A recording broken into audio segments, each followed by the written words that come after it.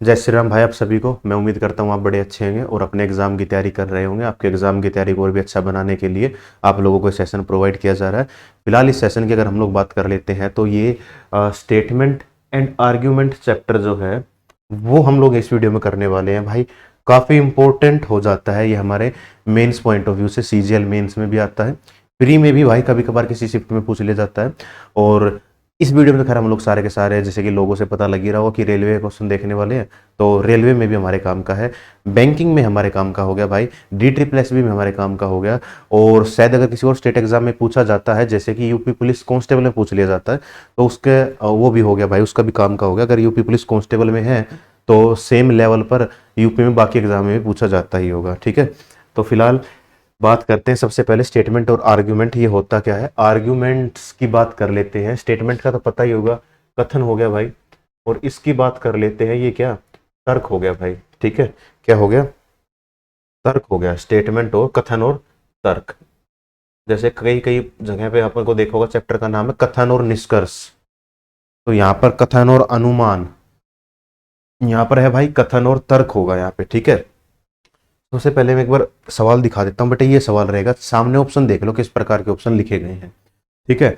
ऐसा लिख रखा होगा जब स्टेटमेंट एक वीक है, स्टेटमेंट दूसरी स्ट्रोंग है, कुछ इस तरीके की बात लिख रखी हो। मतलब ऑप्शन में ना स्ट्रोंग और वीक जैसा कुछ लिखा होगा भाई, ठीक है। समझ में आ गया तुम लोगों को? नहीं पता, नहीं समझ पा रहे भाई? भाई ये पढ़ लेना बेटा, स्टेटमेंट और आर्ग्यूमेंट, ये तो पता होगा भाई। स्टेटमेंट वाला सवाल है तो पैराग्राफ जैसा कुछ लिख रखा था, वो तो वैसे पता लग जाएगा। अब उसमें बताना क्या है, आर्ग्यूमेंट बताने हैं, क्या बताने हैं वो देख लेना।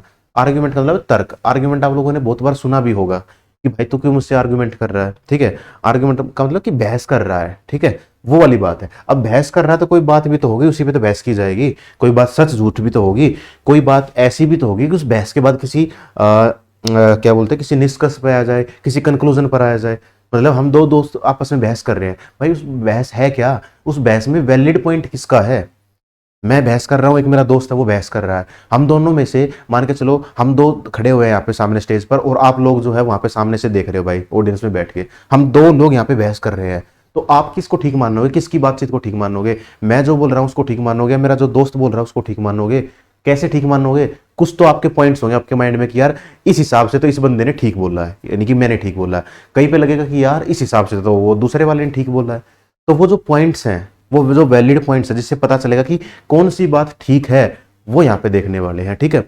रट्टा मत मारना। आर्ग्यूमेंट, अजप्शन, ठीक है, चैप्टर मिलते जुलते हैं, कोई दिक्कत वाली बात नहीं। किसमें क्या करना, आर्ग्यूमेंट का मतलब समझ लो। आर्ग्यूमेंट का मतलब तुम्हें पता है क्या होता है? आर्ग्यूमेंट का मतलब बहसबाजी। अब बहस में कुछ तो होगा, कुछ तो वैलिड पॉइंट होंगे, और वो पॉइंट क्या होते हैं वो सामने लिख रखे हैं। वैलिड पॉइंट का मतलब जो सही पॉइंट है, सच है, स्ट्रोंग है, जो बात मजबूत है अपने आप में, वो कैसे किया जाएगा। पहला है वन वे।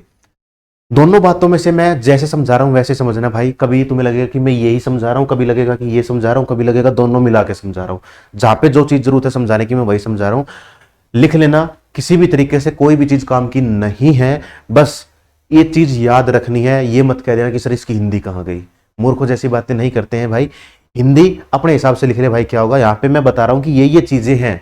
हाँ, इंग्लिश वाले केस में थोड़ी बहुत चीजें हेल्प कर जाएंगी बच्चों को, लेकिन हिंदी में भी होगा यार। वो मैं बताऊंगा क्या बातें हैं, वो समझते हैं क्या।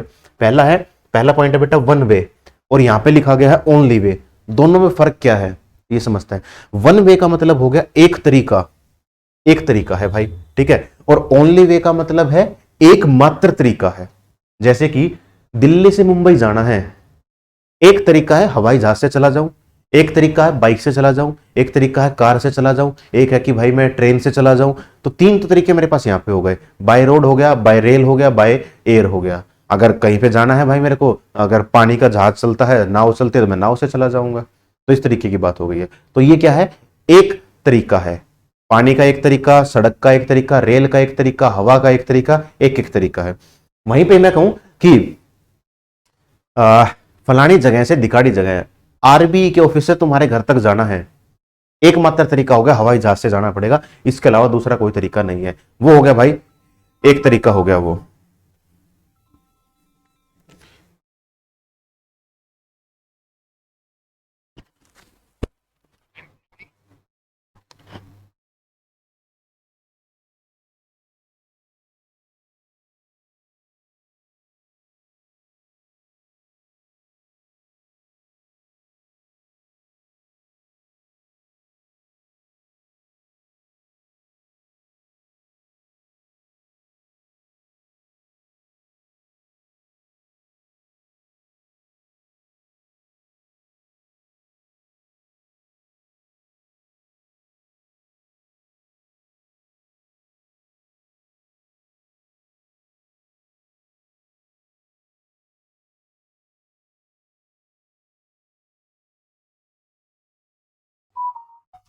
ठीक है भाई, फिलहाल हम इसकी बात कर रहे थे, एक तरीका और एकमात्र तरीके की हम लोग यहाँ पे बात कर रहे थे। ठीक है, एक सेकंड देना भाई मेरे को। चलिए भाई, हाँ, तो हाँ, हम बात कर रहे थे एक तरीका मान के चले, हम लोग बात कर रहे थे कि भाई यहाँ से कहीं तक जाना है, एक तरीका रोड का है, एक तरीका बस का है, एक तरीका प्लेन का है, इस तरीके की बात हो गई। एकमात्र तरीका क्या, कि वहां जाने का सिर्फ एक ही तरीका है। ठीक है, समझ में नहीं आया, दूसरा एग्जाम्पल उठाते हैं, फोन की वजह से डिस्टर्बेंस हो गया भाई। तो बात करते हैं क्या, कि सरकारी नौकरी पाने का रास्ता जो है वो क्या है, तो एक तरीका है, तो पैसे दे के लगना एक तरीका हो गया भाई, अगर कहीं पे चल रहा है तो, रिश्वतखोरी जो है कहीं पे चल रही है तो। पढ़ाई करना, पढ़ाई करके लगना एक तरीका हो गया भाई। ठीक है, स्पोर्ट्स कोटा से लगना एक तरीका हो गया भाई, इस तरीके से। दूसरा है, किसी डेथ केस पर आप लोग लग रहे हो, फादर है, मदर है, कोई भाई है, भगवान ना करे ऐसा उसके साथ हो, लेकिन अगर किसी का कुछ एक्सपायर हो जाता है कोई, तो उसके जगह पर सरकारी नौकरी मिल जाती है, काफी डिपार्टमेंट में मिल जाती है भाई वो। ठीक है, तो उस केस पे लगे तो एक तरीका पैसे वाला है, एक तरीका पढ़ाई वाला है, एक तरीका स्पोर्ट्स कोटा से, एक तरीका कुछ ये हो गया डेथ केस वाला हो गया, ये एक एक तरीका है भाई। ठीक है, और अगर हम लोग बात करें एकमात्र तरीका क्या है, नॉर्मल केस में एकमात्र तरीका क्या है, पढ़ाई मेहनत। एकमात्र तरीका तो भाई यही है कि हम इसी तरीके से लग सकते हैं। फॉर एग्जाम्पल क्या है, मेरे पास, मैं गरीब हूं, दाल रोटी बड़ी मुश्किल से चल रही है मेरी, तो मैं पैसा तो नहीं दे पाऊंगा भाई, सीधी सी बात है। स्पोर्ट्स कोटा नहीं है भाई, मैं किसी भी कारणवश मान लीजिए कि मैं फिजिकली हैंडीकैप्ड हूं, तो मैं स्पोर्ट्स कोटा से तो नहीं लग पाऊंगा भाई मैं, क्योंकि मैं कोई गेम खेल ही नहीं रहा हूं, या फिर मानो कि वो भी ना हो, लेकिन मैं कोई गेम खेलता ही नहीं हूं, मैं किसी गेम में अच्छा भी नहीं हूं, तो मैं स्पोर्ट्स कोटा से नहीं लग पाऊंगा। डेथ केस भाई, मेरे तो घर में ही कोई सरकारी नौकरी नहीं है, मेरे तो घर में ही कोई सरकारी नौकरी नहीं, तो डेथ केस के तो मतलब ही नहीं बनता कोई कि मैं डेथ केस पे लग जाऊंगा। ठीक है, ये बात हो गई भाई। तो मेरे लिए एकमात्र तरीका क्या है, मेरे लिए एकमात्र तरीका बच गया भाई पढ़ाई वाला। बात समझ में आई, एक तरीका ये, एक तरीका ये, एक तरीका ये, एक तरीका ये हो गया, लेकिन एकमात्र तरीका क्या है, वो बात हो गई भाई, कि एकमात्र तरीका तो भाई यही है। तो एकमात्र तरीका जो है वो यहां पे गलत हो जाएगा। हाँ, एक तरीका हो सकता है, एक तरीका हो सकता है भाई, ठीक है, वन वे, कुछ भी हो सकता है। अपराध खत्म करने का एक तरीका यह भी है कि हम अपराधियों को सजा सुना दें भाई। दूसरा तरीका क्या है, दूसरा तरीका यह भी है कि भाई हम अपराध खत्म करने का कुछ तरीकों में से एक तरीका यह भी है कि हम उनके अपराधियों की मेंटल चेकअप कराया जाए, मेंटल हेल्थ का चेकअप कराया जाए, उनको गाइड किया जाए, मोटिवेशन दी जाए, उनको उनको सही रास्ता दिखाया जाए। इस तरीके की बातें जो है वो हम लोग कर सकते हैं यहाँ पे। ठीक है, दोनों में मेरे हिसाब से चीजें समझ में आ गई होगी। ओनली तरीका, ओनली रास्ता, कि एकमात्र यही तरीका है अपराधियों को सुधारने का, एकमात्र तरीका यही है कि उनको गोली मार दी जाए भाई। क्या ये इस बात से सहमत होगे तुम लोग? तुम लोग यहाँ इस बात से सहमत नहीं हो रहे होगे, क्यों नहीं हो रहे होगे तुम इस बात से सहमत? मेरे हिसाब से तुम्हें पता चल गया होगा। ठीक है, और वो क्यों नहीं हो रहे सहमत तुम इस बात से, क्योंकि चीजें सुधारी जा सकती हैं, चीजों में सुधार किया जा सकता है। जैसे आप लोगों को पता चला होगा, फिलहाल अभी कोई न्यूज देख रहे हैं, और ये वीडियो जो है मैं फिलहाल रिकॉर्ड कर रहा हूँ नवंबर एंड 2024 में, और अभी आप लोगों को पता चला होगा कि ठीक है भाई, 1 तारीख के आसपास दिवाली मनाई है, तब से लेके अब तक पोल्यूशन वाला मुद्दा चल रहा है यहाँ पे। ठीक है, तो पोल्यूशन खत्म करने का तरीका क्या है? पहले आप लोगों ने सुना होगा, कुछ महीने पहले, कुछ साल पहले ऐसा होता था, OD1 करके एक तरीका आया था। बिल्कुल है भाई, OD1 करके कर सकते हैं। दूसरा तरीका है हम पब्लिक ट्रांसपोर्ट को यूज करें, हम मेट्रो यूज कर सकते हैं। क्यों जाए हम पोल्यूशन फैलाने वाले व्हीकल्स में, क्यों हम इस तरीके से जा रहे हैं? हम ट्रेन में जा सकते हैं भाई, हम कार शेयर करके जा सकते हैं। 5 दोस्त है, 500 को एक ही जगह पे जाना, हम क्यों अलग अलग जगह से जा रहे हैं भाई? हम एक ही कार में जा सकते हैं, हम पेड़ लगा सकते हैं, हम पोल्यूशन फैलाने वाली चीजों को कम कर सकते हैं। जैसे हम लोग पटाखे ना खरीदें, ये हो गया एक तरीका। हम कार ना चलाएं, ये हो गया एक तरीका। जो लोग वहां पे क्या नाम है कि खेतों में जो बताते हैं कि किसानों ने पराली जला दी भाई, धुआं आ गया, वो ऐसा काम ना हो रहा हो, अगर वो एक रीजन है तो। ठीक है, जो बोल रहे कि देशों में युद्ध छिड़ा हुआ, देशों में युद्ध ना हो रखा होता, पोल्यूशन नहीं होता भाई, ये एक तरीका हो गया। हम डस्ट मिट्टी घर ना तोड़े, घर नए ना बनाए, कंस्ट्रक्शन का काम ना करें, ये एक तरीका हो गया। इतने सारी चीजें जो हैं उसको हम लोग यहाँ पे काम में ला सकते हैं भाई। ठीक है, फिलहाल बात कर लेते हैं आगे। कोई यूनिवर्सल ट्रूथ है, कोई फैक्ट है, वो सच होगा ही होगा। पानी किस डिग्री पर उबलता है, पानी किस डिग्री पर जमता है, बर्फ में जम जाएगा, ये फैक्ट है।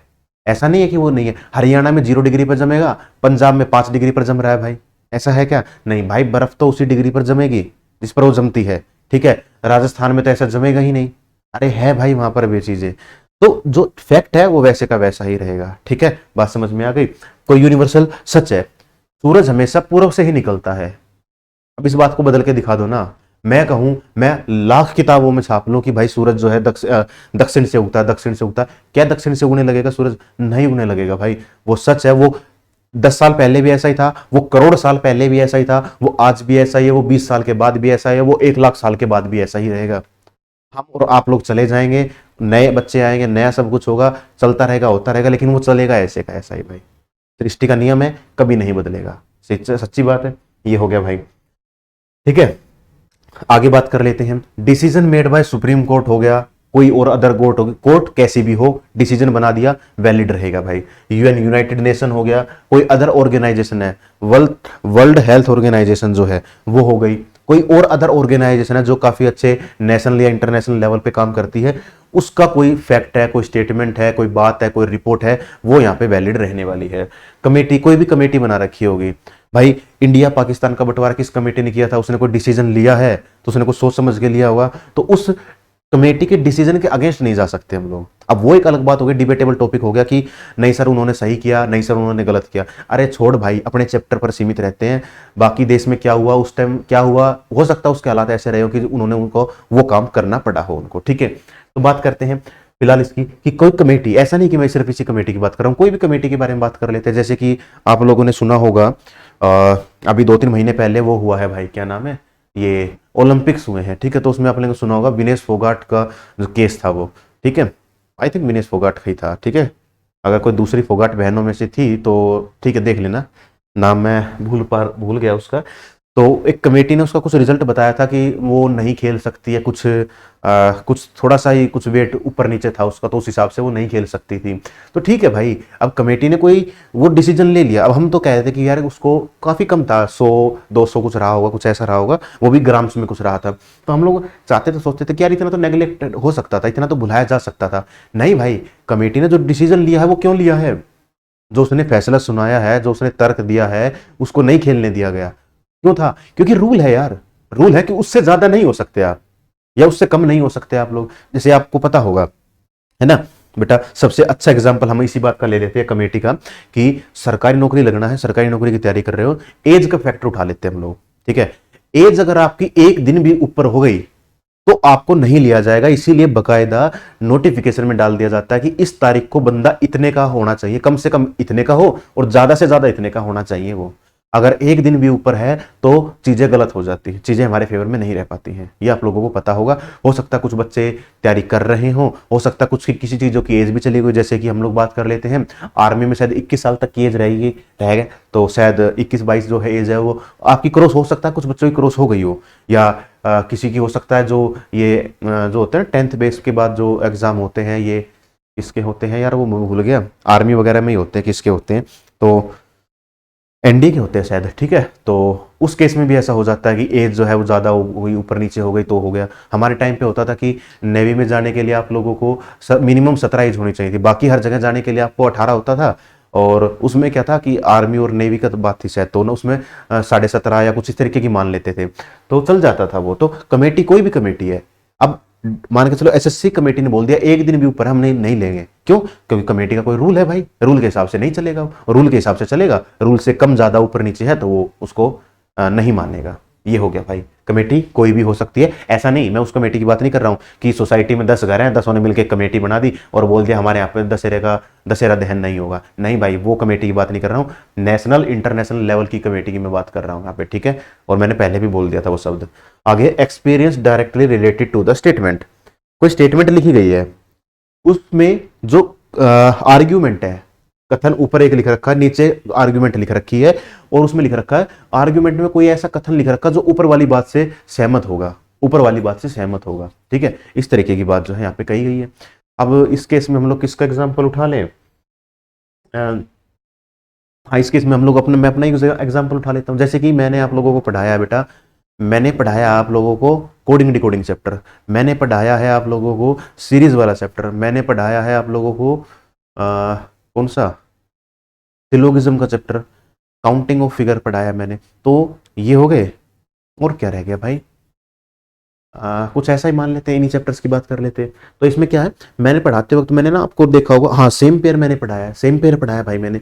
तो सेम पेयर की मेरी वीडियो चला के देखना, कोई भी वीडियो चलाओगे तो उसमें मैंने बोल रखा है कि मेरे हिसाब से ऐसा रहा है भाई, मेरे एक्सपीरियंस के आधार पर। मैथमेटिकल ऑपरेशन में मैंने हर वीडियो में बोला हुआ है कि मेरे एक्सपीरियंस के हिसाब से मैंने इस चैप्टर के से सिर्फ इसी टाइप के सवाल देखे पिछले 2 सालों में, 3 सालों में, तो यही सबसे काम के हैं। ये 2 टाइप मैंने सबसे ज्यादा सवाल देखे, तो आप इसी पे ज्यादा मेहनत करो, बाकी टाइप में थोड़ा कम मेहनत करोगे तो चल जाएगा।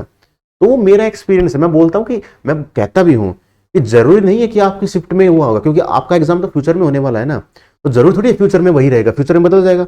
मैं अपने एक्सपीरियंस के आधार पर कहता हूं कि भाई मैंने ऐसा देखा पिछले 3 सालों से एसएससी फलाने चैप्टर से फलानी टाइप का ही सवाल पूछता है, उसको बाकी टाइप से वो मतलब ही नहीं रहा है किसी भी एग्जाम में हम बात कर लें। तो मैं अपने और आप लोग मानते भी हो मेरी बातें, आप लोग बहुत से कहते भी हो कि सर हमने 1 मिनट देना भाई।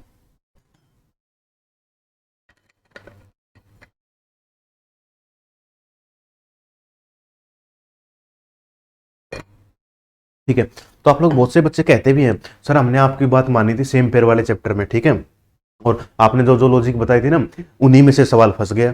भाई फंसना था सवाल, क्यों? क्योंकि 2023 में एसएससी ने जो जनवरी में जो लॉजिक पूछ लिया लगभग सा उसी लॉजिक पर रहेगा। अब उसमें प्लस 1-2 माइनस ऊपर नीचे कर देगा, फिर पूरा 2023 उसी लॉजिक पे निकाल देगा। 2024 में उसने अपना पैटर्न बना रखा था, वो हमने वो उस चैप्टर में डिस्कस किया हुआ है, ठीक है। तो अब आप इसको मेरी बात को मानोगे, क्यों मानोगे? क्योंकि मैं एजुकेशन फील्ड से जुड़ा हुआ हूं, ऊपर एजुकेशन की ही बात थी कि रीजनिंग में मार्क्स ज्यादा कैसे लेके आए। तर्क एक कहता है कि हैप्पी सर की जो ट्रिक है भाई, ये जो बता रखा वो फॉलो कर लो। हाँ तो करो ना भाई, क्यों? क्योंकि इसको ठीक मानो, क्यों मानो? क्योंकि भाई एक्सपीरियंस है मेरा उस चीज में, आप लोगों का एक्सपीरियंस है कार चलाने में। कहीं पे मैं आपके साथ बैठ के चला जाता हूं या मैं कार चला रहा हूं तो आप लोग मुझे गाइड कर सकते हो भाई, कोई दिक्कत वाली बात नहीं। क्यों? क्योंकि आपका एक्सपीरियंस है उस फील्ड में भाई। 10 साल का से कोई कार चला रहा होगा, हो सकता है कोई भाई ज्यादा से भी चला रहा हो, किसी को और थोड़ा पहले कार चलाने को मिलेगी होगी। 18 के बाद तो ठीक है, सभी ने अपने लाइसेंस वगैरह बनवाए होंगे, तो तब तो उन्होंने हुआ ही होगा, सीख गए होंगे, ठीक है, छोड़ दो भाई लाइसेंस वाली बात। खाना बनाने में लड़कियों की एक्सपर्टीज है भाई, ठीक है, तो एक्सपीरियंस है उनका। उनका एक्सपीरियंस क्या कहता है? सर जब भी तेल में प्याज डाली जाती है तो वो उड़ती है, ठीक है, तो उससे बचने के लिए आपको या तो कपड़ा बांध लो या कुछ इस तरीके से कर लो। तो वो क्या है? वो एक्सपीरियंस है यार उनका। अब मैं पहले दिन किचन में जाऊं और कोई मेरे को गाइड करेगा, इसको आपको जब प्याज से छोंक लगाना है तो उसको इस तरीके से फॉलो करना है, मैं करूंगा भाई। क्यों? क्योंकि उस बंदी का या उस लड़की का जो भी है, वो मेरी माँ बहन जो भी है, वो उसकी बात करेंगे तो वो क्या है? वो डायरेक्टली रिलेट कर रहा है भाई। मैं खाना बना रहा हूं, वो उसका एक्सपीरियंस डायरेक्टली रिलेट कर पा रहा है मेरे पास, ठीक है। इस तरीके की बात जो है वो यहाँ पे हो गई है। अब सबसे अच्छा एग्जाम्पल उठा लो भाई, सबसे अच्छा एग्जाम्पल, बीमार हो, बीमारी कैसे खत्म करनी है, डॉक्टर की सलाह मानोगे। वकील की सलाह क्यों नहीं मान ली भाई? वकील भी तो सलाह दे सकता है। या हो सकता है मैं ही भाई डॉक्टर की डिग्री है मेरे पास, पीएचडी मैंने कर रखी, मेरी सलाह क्यों नहीं मानी? तुमने एक एमबीबीएस डॉक्टर की, एमडी डॉक्टर की ही क्यों सलाह मानी? क्यों? क्योंकि उस बंदे का उस फील्ड में रिलेटेड एक्सपीरियंस है। इस तरीके की बात। सबसे अच्छा एग्जांपल तो यही था भाई, डॉक्टर वाला। चलिए इस पर आते हैं। वीक रीजन क्या होगा? जब कंपैरिजन हो जाए, जब कंपैरिजन हो जाए, किसी भी तरीके का कंपैरिजन हो जाए, ठीक है। कंपैरिजन 2 देशों के बीच हो सकता है, 2 स्टेट के बीच भी कंपैरिजन हो सकता है। आप लोगों ने बहुत बार ऐसा देखा होगा, जैसे कि इंस्टाग्राम की बात कर लेते हैं। इंस्टाग्राम पर आप लोगों ने बहुत सा देखा होगा, क्या चल रहा है कि भाई यूपी हरियाणा में से कौन बदमाशी का बड़ा स्टेट है, बहुत बार देखा होगा अक्सर। अरे क्या भाई, कंपैरिजन, अपने कंपैरिजन में घूम रहे हैं, वो स्टेट में कंपैरिजन कर दिया। कभी कभी लगेगा कि पंजाब हरियाणा में चल रहा है भाई मुद्दा अपने हिसाब से, कौन ज्यादा गेहूं उगा रहा है, कौन हट्टे कट्टे, किस स्टेट के बंदे हट्टे कट्टे हैं, उनका आपस में कंपटीशन चल रहा है, कंपैरिजन चल रहा है। हमारे इधर से इतने हैं, इधर से इतने हैं, वो चला हुआ है। कभी किसी और 2 स्टेट का आपस में चल रखा होगा भाई, ठीक है। इस तरीके का कंपैरिजन स्टेट के बीच में हो सकता है, 2 खिलाड़ियों के बीच हो सकता है, 2 बंदों के बीच हो सकता है, 2 कंट्रियों के बीच भी आपस में कंपटीशन चलता है। जैसे आप लोगों ने सुना होगा रसिया और यूएसए का, कि पहले हम करेंगे, वो कह रहे पहले हम करेंगे, चलता रहता है भाई, वो होता रहता है, कोई दिक्कत वाली बात नहीं है, चलने देंगे भाई उसको, ठीक है। इधर से बहुत फेमस तो सुना ही होगा, इंडिया पाकिस्तान का जो है कंपैरिजन हमेशा चलेगा, हर केस में कंपैरिजन चलेगा। हालांकि कंपैरिजन कोई मतलब बनता नहीं है ना, उनके पास उतने रिसोर्सेज हैं, और हो सकता है जो चीज उनके पास है वो हमारे पास ना हो, ऐसा भी हो सकता है, कोई बड़ी बात नहीं है यहाँ पे। लेकिन कंपैरिजन अपना ही चला हुआ है, और अधिकतर कंपैरिजन देखने को मिलेगा क्रिकेट के गेम में। बाकी चीजों से कोई मतलब नहीं है देशवासियों को। कंपैरिजन कहाँ पे चाहिए? कंपैरिजन चाहिए सिर्फ क्रिकेट के गेम में, यहाँ पे हम जीतने चाहिए, हमारे प्लेयर जीतने चाहिए, हमारी टीम अच्छी हो, ये हो वो हो, सिर्फ इस तरीके का काम जो है वो यहाँ पे होना चाहिए। तो ये हो गई कंपैरिजन। किसी के बीच भी हो सकता है, 2 चीजें होनी चाहिए सेम लेवल के, मतलब 2 कंट्री हो गया, स्टेट हो गया, इस तरीके का कंपैरिजन बेकार है भाई। हाँ, आप इस केस में कंपैरिजन ऐसा भी हो सकता है कि किसी कंट्री की कंपैरिजन हम किसी स्टेट से कर दे, ठीक है, वो भी हो सकता है। ठीक है जी। आगे है जी एडवाइस। एडवाइस को हम लोग क्या करते हैं, हम लोग नकार देते हैं। ठीक है, नकारेंगे कैसे उस एडवाइस को, कि मतलब कि बेकार क्यों है, क्योंकि हर कोई बंदा यहाँ पे सलाह देने के लिए बैठा हुआ है। अब सलाह किसकी मानेंगे, एक्सपीरियंस वाले की सलाह मानी जाएगी। अगर वो नॉर्मल किसी ने सलाह दी है तो वो सलाह यहाँ पे नहीं मानी जाएगी। फॉर एग्जाम्पल मैं बात कर रहा था, खाने वाली बात कर रहा था, मैं बात कर रहा था डॉक्टर वाली, मैं बात कर रहा था यहाँ पे कि अगर डॉक्टर है तो डॉक्टर की सलाह ही क्यों मानते हैं हम लोग, वकील की सलाह क्यों नहीं मानते। वकील बोल दे भाई मेरे हिसाब से तू पैरासीटामोल खा ले, तेरी XYZ बीमारी ठीक हो जाएगी, क्या उसकी सलाह मानी जाएगी, क्या नहीं मानोगे उसकी सलाह भाई। तो सलाह उसी की मानी जाएगी जिसका एक्सपीरियंस है। अगर किसी का एक्सपीरियंस नहीं है तो वो नॉर्मल सलाह है और फिर सलाह को नहीं मानेंगे हम लोग। दोनों में थोड़ा सा फर्क है। ऊपर जो स्टेटमेंट दे रखी है उसमें किस चीज की बात कर रखी है वो यहां पे हम लोग मानते हैं। ठीक है भाई, समझ में आया। अगर हम उसी की बात करें तो अगर वो बंदा बीमारी की बात चल रही है ऊपर कहीं तो डॉक्टर की सलाह मानी जाएगी। कोई लीगल मैटर की बात कर रखी है तो उसकी वो क्या नाम है, एडवोकेट की सलाह मानी जाएगी। कोई पढ़ाई लिखाई की बात है तो एक टीचर की सलाह मानी जाएगी। इस तरीके की बात जो है वो हम लोग यहाँ पे मानते हैं। ठीक है भाई, आगे बात करते हैं। सुपरस्टिशियस क्या हो गया कि भाई ये जो है वो अंधविश्वास वाली बातें हो गई हैं। ठीक है, अंधविश्वास वाली बातें, वो क्या हो गया अंधविश्वास का मतलब कि, हाँ, एग्जाम्पल उठा लेते हैं। कहीं पे बोलते हैं कि मलेरिया जैसी बीमारी फैल गई फलाने गांव में, XYZ गांव में मलेरिया की बीमारी फैल गई भाई। ठीक है, तो नीचे कथन में दे रखा है कि झाड़ फूक करवा लो मलेरिया गायब हो जाएगा।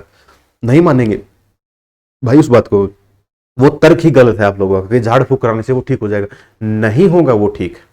ठीक है, वो दवाइयों से ही ठीक होगा और वैसे ही अपने को कराना चाहिए भाई। बात समझ में आ गई। तो झाड़ फूक चीजें जो है वो नहीं करवा सकते हम लोग। फिलहाल बात कर लेते हैं और कुछ एग्जाम्पल हम लोग उठाएं, बिल्कुल उठा सकते हैं हम लोग। अभी आप लोगों ने देखा होगा, ऐसा बहुत बार देखा होगा कि ना, फिलहाल तो आजकल 2024 में तो ऐसा हो रखा कि दुनिया भर के बाबा बने घूम रहे हैं लोग। ठीक है, कोई बाबा बन रहा है, कोई ये बना हुआ, कोई वो बना हुआ है, तो वो हो गया। तो वो चीज़ नहीं होगा। सबसे अच्छा एग्जांपल मैं दूं तो एक क्रिश्चियन रिलीजन में आप लोगों ने कुछ रील्स देखा होगा कि मीम देखे होंगे या सुना होगा, न्यूज़ में आया होगा कि पहले बोलती नहीं थी अब बोलने लगी लड़की। वो वाला जो मीम की मैं बात कर रहा हूँ, तो उसमें कोई क्रिश्चियन का जो वो है ना, क्या बोलते हैं, जो पुजारी टाइप का है, वो नाम तो ध्यान नहीं आ रहा उसको क्या बोलते हैं, तो वो कहता है, वो कुछ आशीर्वाद झाड़ फूक करता है कुछ वहीं पे स्टेज पे ही, और वो लड़की जो चलने लगती है, कोई बोलने लगती है। वो क्या है, वो अंधविश्वास है। आप उनके चाहे तो कमेंट पढ़ लेना, वो बड़े खतरनाक लोगों ने कमेंट कर रखे होंगे वहां पे। क्यों है वो, क्योंकि सभी को पता है यार वो अंधविश्वासी चीज दिख रही है। ऐसा हर रिलीजन में चल रहा है, हर रिलीजन में चल रहा है भाई यहाँ पे। ठीक है, ऐसा नहीं कि सिर्फ उस रिलीजन की मैं बात कर रहा हूँ, वो हर केस में ऐसा है।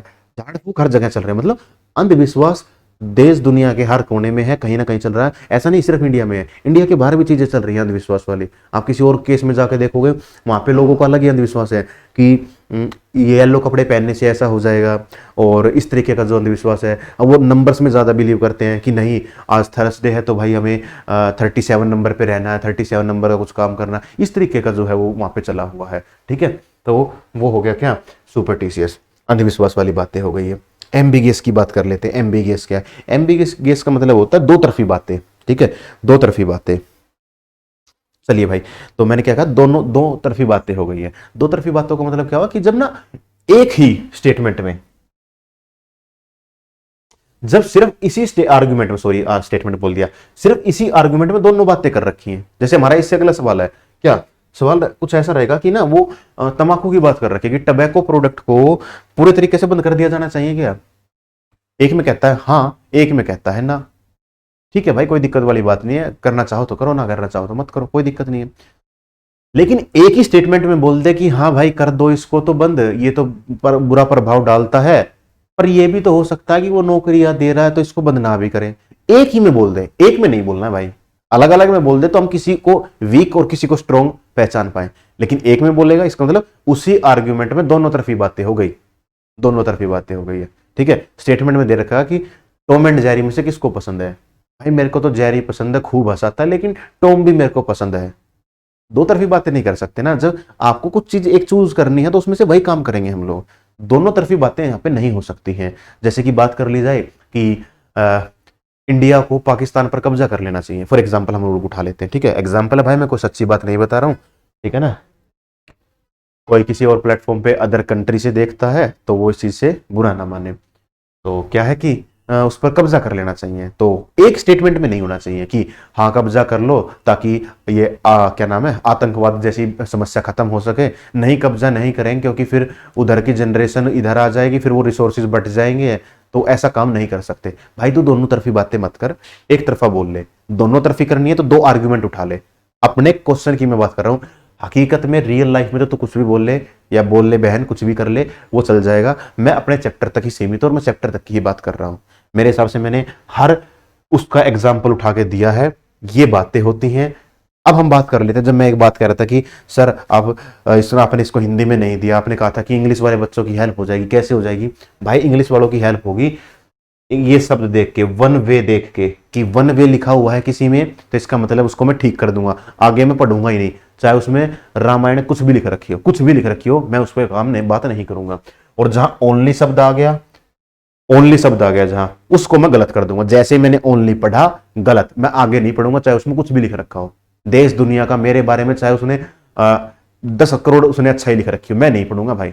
ओनली लिख दिया तो गलत हो गया वो यहाँ पे, इस चैप्टर में, हमारे इस चैप्टर में, ठीक है। अब इन्हीं को है वन वे का एक तरीका, ओनली वे एकमात्र तरीका, बाकी तो खैर बच्चों को अलग अलग पहचानने हैं, ये किसी भी तरीके से काम के नहीं है। याद रखने वाली बात है, क्या क्या सच होता है। एक तरीका आ जाए ठीक है जी, कोई सच्ची बात फैक्ट वैक्ट की बात आ जाए वो ठीक है जी, और डिसीजन किसी का भी सरकारी कमेटी का डिसीजन आ जाए वो आ जाएगा। और हाँ एक चीज और रह गई बेटा, हम ना सरकार के अगेंस्ट नहीं जा सकते। We can not go against the government policies, government policies के अगेंस्ट नहीं जा सकते। एक्सपीरियंस अगर स्टेटमेंट से डायरेक्टली रिलेट करता है तो। कंपैरिजन गलत है, सलाह देना गलत है, अंधविश्वास गलत है, दो तरफी बातें गलत है एक ही स्टेटमेंट में हो तो। और ओनली वे। चलिए सवालों पर वापस आते हैं। ये हो गया लगभग आधा घंटा 27 मिनट हम लोगों ने अपना इस पे बात की है। अब बात कर लेते हैं भाई सीधा सीधा अपने सवालों पर। नहीं बेटा, सबसे पहले तो बात तो बाद में करेंगे, सबसे पहले ना हिंदी में देख लो इसको, हिंदी में देख लो, पढ़ लो मेरे बच्चे बड़े ध्यान से, ठीक है। और इस वीडियो में मैं थोड़ा सा स्लो चलूंगा क्योंकि मैं नहीं चाहता कि इसको वीडियो को पॉज करके तुम लोग पढ़ो, पॉज करो अनपॉज करो, बार बार तुम्हारा ध्यान उसी पे रहे। सबसे अच्छा धीरे धीरे चलेंगे, काम कर लेंगे।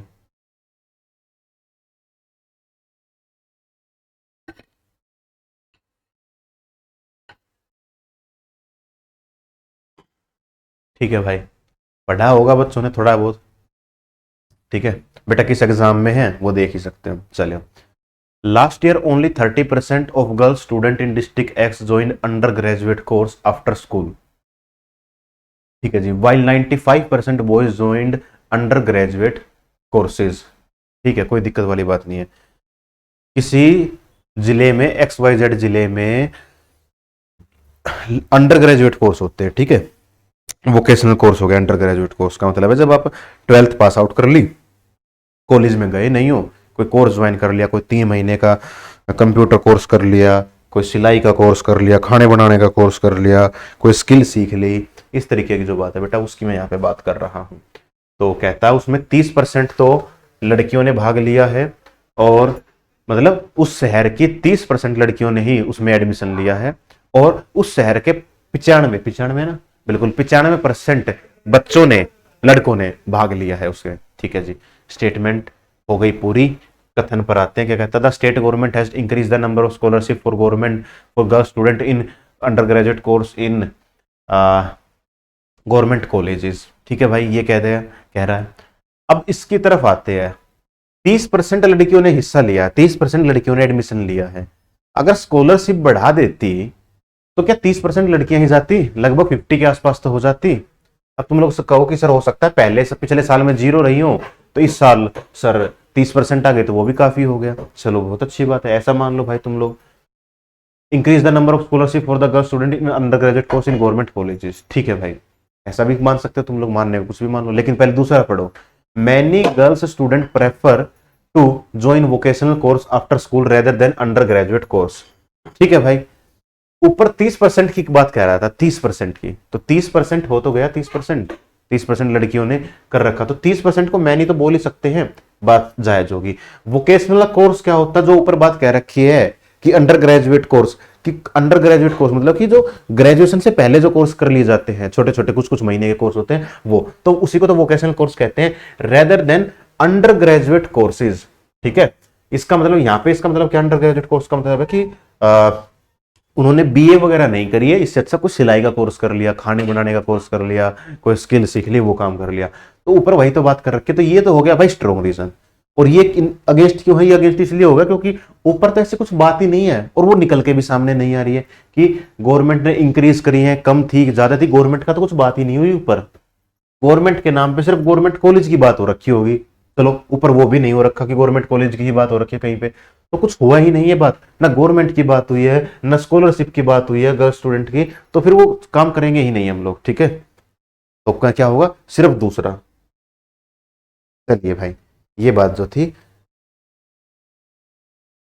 नहीं ये गलत हो गया बेटा, ये तो ना आर्ग्यूमेंट वीकनेस लिखा हुआ है, पहला वीक है, दूसरा स्ट्रोंग है, ये ऑप्शन नंबर ए अपना राइट आंसर हो जाएगा। चलिए, ये रही जी हिंदी में, हिंदी पढ़ेंगे, सवाल को सोल्व कर, इसी एग्जाम्पल की मैं बात कर रहा था, वो तम्बाकू वाले एरिया में, सॉरी क्वेश्चन में, कि अगर टोबैको वाला आ जाता तो हम किस तरीके से उसको करेंगे, ठीक है। हिंदी हो गई है, दोनों पढ़ लिया है, काफी आसान लैंग्वेज यहाँ पे दे रखी है, सिंगल सिंगल लाइन है। Should there be a complete ban on tobacco selling in India, selling in India, बिल्कुल सही बात है। टबैको को, टबैको बेचने पर, तम्बाकू बेचने पर पूर्ण तरीके से बैन होना चाहिए क्या? आर्गुमेंट कहती है नहीं, this will render thousand of worker jobless, नहीं, इससे हजारों कारीगरों की जॉब खत्म हो जाएगी। बिल्कुल सही बात है भाई, बिल्कुल सही बात है। दूसरा कहता है yes, tobacco is consumed by even minor who suffer severe health effect, बिल्कुल सही बात है। हाँ, होना तो चाहिए क्योंकि टबैको जो है, प्रोडक्ट जो है, वो माइनर मतलब छोटे बच्चे भी उसको यूज कर लेते हैं, और फिर उसकी हेल्थ पर काफी अच्छा, काफी बेकार प्रभाव पड़ता है, काफी सीरियस प्रभाव पड़ता है, ये बात वो यहाँ पे कही गई है। फिलहाल बात करें तो अब दोनों ही बातें यहाँ पे सच हैं, तो हम लोग क्या करेंगे, बोथ आर्ग्यूमेंट आर स्ट्रॉन्ग हो गया। अच्छा, वीक कब होता? जब एक बार तो कहता है कि नौकरी की चली जाए मजदूरों की, और दूसरी बात ही बोल देता है कि इसको माइनर भी खा रहे हैं जिससे उनकी हेल्थ पर प्रभाव पड़ रहा है। तो इस तरीके से क्या होता कि दोनों की दोनों बातें फिर वो कॉन्ट्राडिक्ट कर जाती, वो एम्बिगियस हो जाती, बात समझ में है ना, वो दो तरफी बातें हो जाती। एक तो पॉजिटिव मतलब एक तो उसका अच्छा पॉइंट बता दिया, एक उसका नेगेटिव पॉइंट बता दिया। भाई एक ही तो चीज करनी है तेरे को, दोनों चीज नहीं करनी है। अगर ये दोनों की दोनों बातें भाई नीचे वाली बात उठा के यहाँ चिपका रखी होती तो पहला आर्ग्यूमेंट गलत हो जाता, अगर ऊपर वाली बात उठा के यहाँ चिपका रखी तो वो वाली बात यहाँ पे गलत हो जाती। बात समझ में आई? मेरे हिसाब से समझ आ गई होगी कि एम्बिगियस का मतलब क्या होता है, दोनों तरफी बातें, अच्छा भी बोल दिया, बुरा भी बोल दिया, तो वहां तो न्यूट्रल रह गया, तू वहां तो कुछ हुआ ही नहीं पाया, वहां तो डिसीजन ही ले पाया तू, वहां तो तू खुद ही दुविधा में फंस गया। जब तू खुद ही दुविधा में है तो क्या चूज करेगा तू? कुछ चूज कर ही नहीं पाएगा भाई, इस तरीके का भाई। चलिए, हमने क्या मार्क किया है? बिल्कुल हमने मार्क किया है। आ, ओके, हिंदी में पढ़ना बेटा पहले, ये रहा, और ना यहां से है भाई, यहां से है, ये हमारे टाइपिस्ट ने गलती कर दी कि उसको स्टेटमेंट को ऊपर ही लिख दिया, स्टेटमेंट अलग से लिखी जानी चाहिए थी, तो थोड़ा सही रहता। फिर भी इसको पढ़ेंगे और कोशिश करेंगे सॉल्व करने की, मैं मानता हूं पढ़ा गया होगा। चलिए जी, ये रहा ALP टायर 1, 20/8/2018 का है, इवनिंग शिफ्ट है, बात करेंगे भाई इसकी।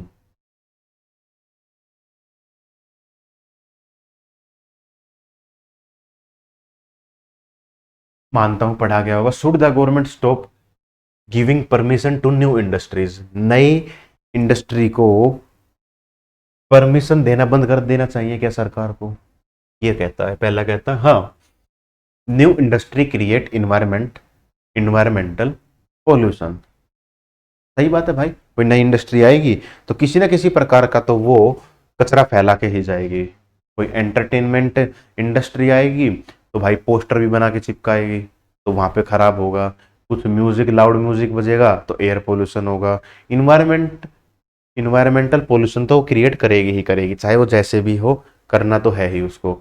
एंटरटेनमेंट के लिए उनको दाएं बाएं जाना पड़ेगा, तो इसका मतलब वो एयर पोल्यूशन भी होगा, गाड़ियों से जाएंगी, बाइक से जाएंगे, तो वो तो काम होगा ही होगा भाई, ठीक है। इस तरीके की बात जो है वो यहाँ पे है, जो कि सच बात भी है। दूसरा कहते हैं नहीं, new industry improve employment and take part in economic growth of country, बिल्कुल सही बात है, ये तो बिल्कुल सही बात है भाई। जब नई इंडस्ट्री आएगी, अब मान के चलो मैं कल को कोई अपनी कंपनी खोल देता हूँ भाई, ठीक है, मैं कोई कंपनी खोल देता हूँ, तो क्या उस कंपनी में मैं अकेला एम्प्लॉय रहूंगा क्या? नहीं रह पाऊंगा भाई। भाई कंपनी के लिए क्या है, मतलब कंपनी का मतलब ये है कि मैं कोई बिजनेस भी करना चाहता हूँ तो मैं अकेला नहीं कर पाऊंगा। मेरे को कोई ना कोई चाहिए वहां पे बंदा, जो उस काम को थोड़ा बहुत संभाल सके, चला सके, मेरी गैर मौजूदगी में देख सके। जैसे हम अपनी की बात कर रहे थे, एजुकेशन इंडस्ट्री की। अब जिस प्लेटफॉर्म पे मैं पढ़ा रहा हूँ यहाँ पे फिलहाल, मैं हूँ आरबीई पे भाई, ठीक है। क्या यहाँ पे सिर्फ आरबीई के मालिक जो है भाई शुभम सर, क्या वो यहाँ पे वही काम कर रहे हैं? नहीं काम कर रहे हैं भाई।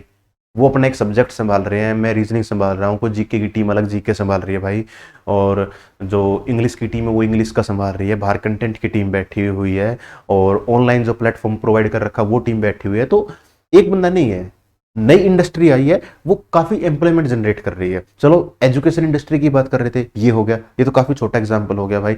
ऑफलाइन मार्केट में जाओगे तो एक मालिक मिलेगा, एक दो रिसेप्शनिस्ट मिलेंगे वहाँ पे, फिर टीचर्स मिलेंगे, फिर जो वो सपोर्टिंग स्टाफ होता है जो आपको पानी पिलाने के लिए हेल्प करता है, साफ सफाई में हेल्प करता है, वो मिलेगा, पोस्टर चिपकाने वाले मिलेंगे, एडवर्टाइजमेंट एजेंसी हायर कर रखी होगी वो मिलेगी। तो इस तरीके की चीजें होंगी, तो नई अपॉर्चुनिटी तो क्रिएट होगी ही होगी।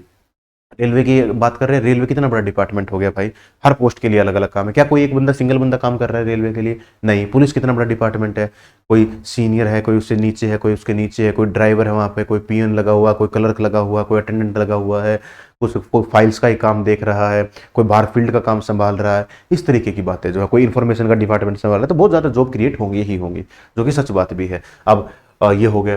तो पहला कहता है कि इन्वायरमेंटल पोल्यूशन, नहीं भाई, ये उतना जरूरी मुद्दा नहीं है जितना एम्प्लॉयमेंट मुद्दा हो गया। आप लोगों ने देखा होगा भाई, सबसे बेकार इंडेक्स तो इंडिया में इसी का तो दिखा रखा है, दिल्ली का, एयर पोल्यूशन के मामले में। दिल्ली में लगभग 3 करोड़ रुपए के आसपास, 3 करोड़ रुपए कह रहा हूँ, 3 करोड़ के आसपास जो है वो जनसंख्या है। क्या यहाँ से लोग चले गए क्या पोल्यूशन खराब होने की वजह से? नहीं गए। क्यों? क्योंकि देश की कैपिटल है भाई, रोजगार दे रही है लोगों को, रोजगार मिल रहा है लोगों को। ठीक है, 20 साल के बाद मर जा भाई तू, क्योंकि तूने पोल्यूशन वोल्यूशन कंज्यूम कर रखा है, तेरे फेफड़े खत्म हो चुके हैं, तो बीमारियों का घर हो चुका है। आज भूखा मरने से अच्छा तू 20 साल के बाद मर जा भाई बीमारियों से, वो चल जाएगा भाई। तो इन्वायरमेंटल पोल्यूशन ठीक है भाई। अब मैं मेजर केस की बात कर रहा हूँ, ऐसा नहीं कि कोई पर्टिकुलर फैक्ट्री इंडस्ट्रियल एरिया ऐसा जहां बिना मास्क के सांस तक नहीं ले सकते, उसकी बात नहीं कर रहा हूँ भाई मैं यहाँ पे, नॉर्मल केस की मैं बात कर रहा हूँ यहाँ पे। तो ठीक है भाई, इन्वायरमेंटल पोल्यूशन उतना मुद्दा नहीं है इस सवाल में, मुद्दा है लेकिन इस सवाल में उतना बड़ा मुद्दा नहीं, क्योंकि इससे बड़ा मुद्दा एम्प्लॉयमेंट भी दे रखा है यहाँ पे।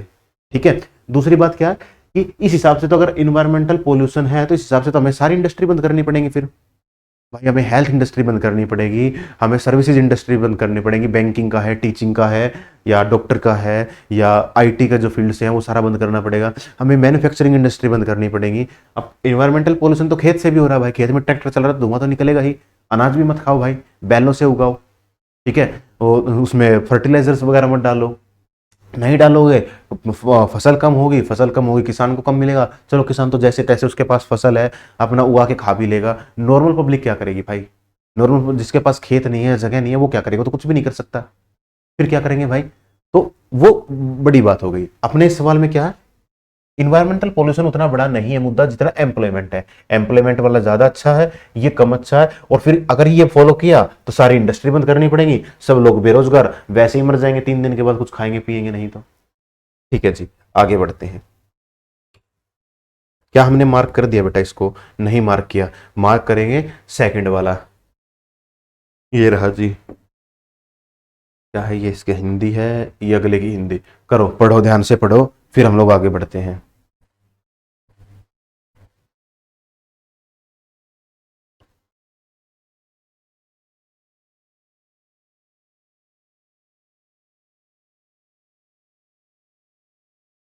अपार्टमेंट परिसरों में उन निवासियों पर भारी जुर्माना लगाने का फैसला किया गया है जो सूखा कचरा और गीला कचरा अलग नहीं करते हैं। ठीक बात है, सही बात है भाई, उन पर जुर्माना लगाओ। अब जुर्माना भी है और भारी भी है। सरकार ने सभी घर मालिकों के लिए गीला कचरा और सूखा कचरा अलग करना अनिवार्य कर दिया है। चलो भाई, बहुत अच्छी बात है, ये तो होना ही चाहिए। कचरे और होगा भी ये, ठीक है, क्योंकि हैवी जुर्माना है। ठीक है, और दूसरी बात क्या है, सवाल के शुरुआत में ही लिखा गया है, तर्क, पहले तर्क के शुरुआत में सबसे पहला शब्द क्या है? सरकार। सरकार ने कुछ किया है तो सही किया है। हालांकि उसने बेशक गलत किया हो सरकार ने, लेकिन हम सरकार की बात के अगेंस्ट नहीं जा सकते। ये हो गया भाई। कचरे के पृथक्करण की सुविधा के लिए सभी अपार्टमेंटों में सूखे कचरे और गीले कचरे को अलग अलग डस्टबिन उपलब्ध कराए गए हैं। बिल्कुल सही बात है भाई। ऊपर लिखा तो हुआ है, अपार्टमेंट ने भारी जुर्माना लगा दिया। अब जब जुर्माना लगाया तो उससे पहले उसने ये तो कहा होगा कि भाई यहाँ पे इस कचरे को इसमें डाला करो, इस कचरे को इसमें डाला करो। अब वो तो चीज लगाई नहीं और पहले फाइन लगा दिया, तो वो तो चीज जायज होगी नहीं। और अपार्टमेंट में, सोसाइटीज में आपको पता है कि हम लोग कचरा नहीं फैला सकते हैं। ऐसा नहीं कि हम घर से निकले और भारी कचरा छोड़ के चले गए, नहीं, ऐसा नहीं होता है भाई। ठीक है, चलिए, पहला तो सही है कि सरकार के अगेंस्ट हम लोग नहीं जा सकते, चाहे सरकार कैसी भी हो। अच्छी सरकार है तो भी हमारी है, बुरी सरकार है तो भी हमारी है भाई। तो ये तो काम हम लोग बिल्कुल भी नहीं कर सकते हैं। कचरे के पृथक्करण का एक देखना पड़ेगा क्या है। अच्छा, सेग्रीगेशन, ठीक है, अलग अलग करने के लिए वहां पे रखे गए हैं, सही रखे गए हैं, तो दोनों की दोनों बातें सपोर्ट करती हैं भाई। दोनों ही बातें स्टेटमेंट को सपोर्ट करती हैं। तो ठीक है, क्या है, हैवी फाइन है। तो हैवी फाइन तो तभी लगा होगा जब उन्होंने, सोसाइटी ने पहले कुछ कदम उठाया होगा, और पहले कदम उठाने के लिए ही तो उसने डस्टबिन अलग अलग लगाए होंगे। ठीक है ना। चलिए जी, ऊपर गवर्नमेंट वाली बात है, तो गवर्नमेंट वाली बात के तो हम वैसे भी अगेंस्ट नहीं जा सकते, चाहे हमारी गवर्नमेंट कैसी भी हो। आप लोगों ने देखा होगा, अभी फिलहाल बीजेपी की गवर्नमेंट चल रही है भाई सेंटर में, ठीक है, और लोग गालियां देते हैं कि ये सरकार अच्छी नहीं है, निकम्मी सरकार है, ये नहीं किया, वो नहीं किया। कुछ लोग बीजेपी को अच्छा बताते हैं, कुछ लोग कांग्रेस को अच्छा बताते हैं। भाई, अच्छे बुरे की तो बात ही नहीं है। बात होती तो अपना इलेक्शनों में बात करो। जब सरकार है कौन, वो बंदा वहां पे पहुंचा कैसे है, हमने ही तो सिलेक्ट किया उस बंदे को, तभी तो वो पहुंचा वहां पे सरकार के पास। तो हम उसको सिलेक्ट कर ही क्यों रहे हैं, और अगर कर रहे हैं सिलेक्ट तो फिर हमारी गलती है। फिर हम सरकार से क्यों कहे कि भाई वो गलत काम कर रही है। गलत बंदों को तो हमने ही बैठाया ना भाई वहां पे। आप मुझसे, मेरे परिवार से, आपके परिवार से, हमारे समाज से, इसी से तो समाज मिलकर बना हुआ, सोसाइटी से। अब पूरी दिल्ली से इलेक्शन लड़ने से थोड़ी फर्क पड़ता, हर जगह से एमपी पहुंचे हुए, पूरे देश से एमपी पहुंचे हुए सेंटर में, तब वहां पे वो क्या नाम है, सरकार बनी है किसी की। तो अब उससे गाली देने से कोई फायदा होगा नहीं। हम सजेशन दे सकते हैं उनको, हम सजेशन के लिए रिक्वेस्ट कर सकते हैं, काम के लिए बोल सकते हैं, मीडिया की हेल्प ले सकते हैं कि सर ये कराओ, ऐसे कराओ, हमारा सर इधर दिल्ली में ही हमारी बाहर की सड़क टूटी हुई है सर, इसको बनवा के दो। वो तब काम करवाएंगे भाई। ठीक है ना, गाली क्या देना उसके, उनको उनके बारे में नेगेटिव क्या बोलना। भाई काम करे, ठीक है, तुम्हारा काम ना करे तो 5 साल तो है तुम्हारे पास, पाँच, ठीक है, 5 साल है, 5 साल में काम नहीं किया, अगली बार बदल दो भाई उनको, उनको भी अकल आ जाएगी। तो इस तरीके से सरकार अच्छी हो बुरी हो कोई फर्क नहीं पड़ता हमारे सेक्टर में, हमें सरकार के विपरीत नहीं चलना है। अब ऐसा नहीं हो सकता कोई बच्चा इसको दिल पे लगा ले, भाई मैं तो कांग्रेस का बंदा हूँ, ये सरकार, ये सवाल दे रखा है कि उसका क्या नाम है, बीजेपी की सरकार के बारे में बात कर रखी होगी, सरकार का तो नाम ही नहीं लिख रखा पहली बात तो। दूसरा बोल दे भाई मैं तो बीजेपी से अगेंस्ट रहता हूँ, मैं तो कांग्रेस का बंदा हूँ, मैं तो इसको पता नहीं ठीक करूंगा गलत करूंगा, मतलब स्टेटमेंट के सही जाऊं, मैं तो अपनी पार्टी के पक्ष में रहूंगा। पार्टी के पक्ष में मत रहे भाई, 1 नंबर या 2 नंबर तो जिसका जो भी एग्जाम है उसमें खो देगा, उससे अच्छा नौकरी लेके सरकारी नौकरी में लग जा, वो सबसे बेस्ट रहेगा। तो कोई भी बात दिल पे नहीं लगानी है इस चीज में कि नहीं सरकार के बारे में बोल रखा, किसी पर्टिकुलर सरकार के बारे में बोल रखा होता नहीं है भाई। कांग्रेस के बारे में बोल देता, Congress government had made it necessary, ठीक है भाई, कांग्रेस की गवर्नमेंट थी, तूने बना दिया, सही बनाया भाई, तूने तूने सही किया, हम काम करेंगे उसका, ठीक है। यही गवर्नमेंट के बारे में बात करें कि गवर्नमेंट गवर्नमेंट नहीं, जो हायर अथॉरिटीज होती हैं उसका भी कोई डिसीजन जो है वो यहाँ पे होगा। जैसे कि अपार्टमेंट की ही बात करें, कोई सोसाइटी, फॉर एग्जांपल हम लोग सबसे फेमस सोसाइटी उठा लेते हैं गोकुलधाम सोसाइटी, वहां पर अगर कोई भी डिसीजन लिया गया है, उसका जो एक हेड मास्टर होता है वो बीडे सर जो है वो ही लेते हैं भाई वो, ठीक है। अगर बीडे ने कोई डिसीजन लिया है तो वो सोच समझ के लिया, वो पूरी सोसाइटी के लिया और पूरी सोसाइटी के लोगों को मिलाकर लिया है, तो उस डिसीजन को फॉलो करना। फॉर एग्जांपल इस बार गोकुलधाम में फलाने आयोजन जो है वो नहीं होगा, क्यों नहीं होगा, क्योंकि उनके पास फंड नहीं है। तो सभी के बारे में पूछा हुआ है उन्होंने कि सभी ने बोल दिया फंड नहीं है, तो ठीक है भाई नहीं होगा। वहां पे हायर अथॉरिटी के अगेंस्ट नहीं जा सकते हम लोग, तो हायर अथॉरिटी वहां पर वो केस हो गए। और कंट्री में हायर अथॉरिटी क्या, गवर्नमेंट है भाई, वो चाहे किसी भी तरीके की गवर्नमेंट हो, राजतंत्र हो, परतंत्र हो, जो भी है वो होगा ही होगा भाई। चलिए, बड़े डीपली समझा दिया भाई मैंने, ये आगे पढ़ ले भाई, हिंदी में पढ़ ले बेटा और इसको सोल्व कर ले। चलिए जी, चलिए भाई, सवाल में लिखा हुआ है सभी अपार्टमेंट का क्षेत्रफल समान वर्ग के फुट होने के बावजूद अधिकांश ऊंचे अपार्टमेंटों, इमारतों में 6ठी मंजिल के ऊपर के अपार्टमेंट का किराया अधिक है। ठीक है, 10-10, 20-20 फ्लोर की बिल्डिंग बनी हुई है, 6 फ्लोर तक तो किराया सेम है, उसके ऊपर किराया बढ़ जाता है। कहता है ऐसा हो क्यों रहा है? ऊंची मंजिलों पर रहना जोखिम भरा काम है क्योंकि लिफ्ट पर निर्भरता निचली मंजिल की तुलना में बहुत अधिक महत्वपूर्ण है जहां सीढ़ियों द्वारा पहुंचा जा सकता है। भाई ये तो कोई बात नहीं हुई कि लिफ्ट से जाना है तो इसीलिए महंगा कर दो, जोखिम भरा काम है। अच्छा, दूसरी बात क्या, अगेंस्ट बोल रहा है। ऊपर कह रहा है किराया बढ़ गया और नीचे कह रहा है कि जोखिम भरा काम है। अरे तुम लोग पैसे देकर जोखिम भरा काम करोगे क्या? वैसे नहीं, एडवेंचरस जॉब की, एडवेंचरस गेम की बात नहीं कर रहा हूँ भाई मैं। कभी सोचो, हाँ सर हमने तो सर 5,000 रुपये दे के बंजिंग जंपिंग भी कर रखी है, हम तो सर 8,000 रुपये दे के वो प्लेन से पैराशूट बांध के कूद जाते हैं, कौन सा गेम है, स्काई डाइविंग, हमने तो वो भी कर रखा है सर। ठीक है भाई, कर रखा हो तूने, वो एक अलग बात है।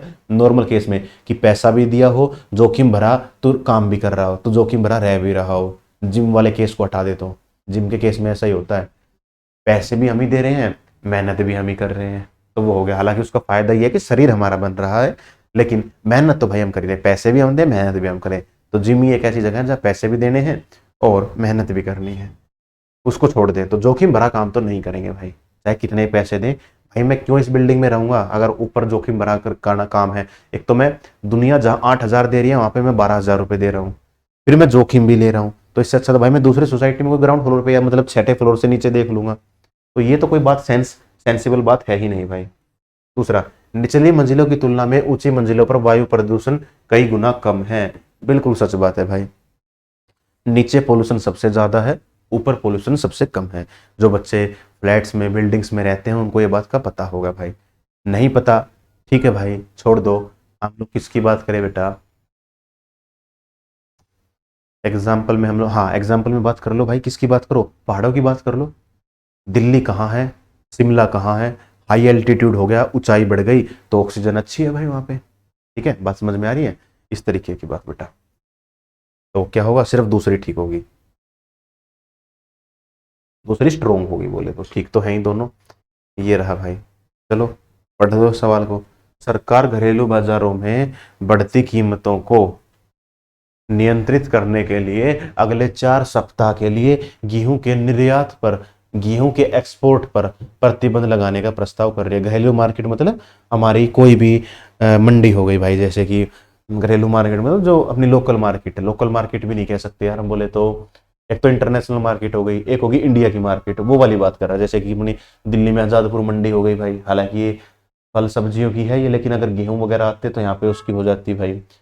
कहीं पे भाई इधर ये अपना कहाँ पे है ये, लखनऊ में है शायद, कानपुर, कानपुर में है भाई। वो एक सबसे बहुत बड़ी मंडी है वो, उसको बोलते हैं पता नहीं कहाँ की, पूरे यूपी की सबसे बड़ी है या कहाँ की बता रहे थे उसको, वो भी है कहीं की बड़ी। तो वो हो गई। तो इस तरीके से आपके शहर में भी आपकी कोई अनाज मंडी होगी, उसके बारे में बात करते हैं, तो उसमें जो गेहूं आएगा उसके बारे में बात कर रहा है वो। ठीक है, मतलब उनके सामान पहुंचने तक वो बात कर रहा है। क्या कहता है, देश के विभिन्न हिस्सों में बाढ़ के कारण इस समय में गेहूं की फसल के उत्पादन में भारी गिरावट आई है। ठीक है, बाद में बात करेंगे इसके बारे में। गेहूं के निर्यात पर प्रतिबंध से मौजूदा अनुबंधों को ना पूरा करने पर अंतरराष्ट्रीय बाजारों में महत्वपूर्ण दंड लगेगा। कभी सुना है ऐसा? ये तो बात हमने कभी सुनी ही नहीं कि सर मैं एक्सपोर्ट ना करूं तो मेरे पर दंड लगा दो भाई, जुर्माना लगा दो, ये तो कभी सुना ही नहीं सर। ठीक है भाई, पहली वाली बात पर आते हैं। ऊपर कहता है घरेलू बाजार में भाई पहले गेहूं मिलता था 100 रुपए किलो, एग्जाम्पल, पहले मिलता था 100 रुपए किलो, अब उसकी डिमांड बढ़ गई है तो अब वो मिलने लगा है भाई 150 रुपये, 150 रुपये किलो। ठीक है, सरकार ने सोचा कि भाई अगर इतना महंगाई बढ़ेगी तो इस हिसाब से तो गरीब वर्ग उसको खरीद ही नहीं पाएगा, गरीब वर्ग भूखा मरेगा। तो उसने क्या कहा कि एक्सपोर्ट बाहर देशों में एक्सपोर्ट मत करो, पहले उस पर बैन लगा दो भाई 4 हफ्ते के लिए। 4 हफ्ते है ना बेटा, चलो जो भी है वो देख लेना। ये एक्सपोर्ट मत करो, अपने यहाँ के लोगों की जो है ना जरूरत है उनको पूरा कर लो, फिर हम लोग बाद में देंगे। पहले खुद के पास खाने को कुछ नहीं, हम दूसरों को बांटते फिर रहे हैं। ये तो वही बात है, जैसे मेरे को किसी चीज का ज्ञान नहीं और मैं यहाँ पे तुम लोगों को पढ़ा रहा हूँ, तो ऐसा हो सकता है क्या? कभी कभी नहीं होगा भाई, यहाँ पे किसी भी फील्ड में नहीं हो सकता ऐसा भी। तो हमारे इंडिया में क्या है कि मतलब ये स्टेटमेंट में क्या कहता है कि इंडिया में खुद के पास तो खाने को है नहीं और हम एक्सपोर्ट करें, ऐसा होगा क्या? कभी कभी नहीं होगा भाई, पहले यहाँ के लोगों के बारे में सोचा जाएगा। तो वो कह रहा है कि कुछ इस तरीके की बात थी कि वो एक्सपोर्ट पे बैन लगा दो, पहले यहीं की जरूरत को पूरा करो। डिमांड सप्लाई वाला क्वेश्चन है, पूरा इकोनॉमिक्स पढ़ रखे तो सवाल तुम्हारे लिए बहुत आसान था भाई। ठीक है, कहता देश के विभिन्न हिस्सों में बाढ़ के कारण, अब समस्या फंस गई इस शब्द के कारण, बाढ़ के कारण इस मौसम में गेहूं की फसल के उत्पादनों में भारी गिरावट आई है। भाई बाढ़ जैसा तो कुछ बात ही नहीं है। ये शब्द जो है ना बाढ़, वो कंफ्यूज करने के लिए लिखा हुआ है। अब फसल खराब करेगा, देखो फसल के रेट बढ़ेंगे ही कब, जब फसल खराब हो गई है या उसकी डिमांड बढ़ गई। अब गेहूं ऐसी तो कुछ है नहीं कि उसकी डिमांड बढ़ जाएगी भाई, सच नहीं बात है ना। गेहूं ऐसा तो कुछ है नहीं कि उसकी डिमांड बढ़ जाएगी। भाई तू पहले भी 2 रोटी खाता था, अब तूने 3 कर दी होंगी।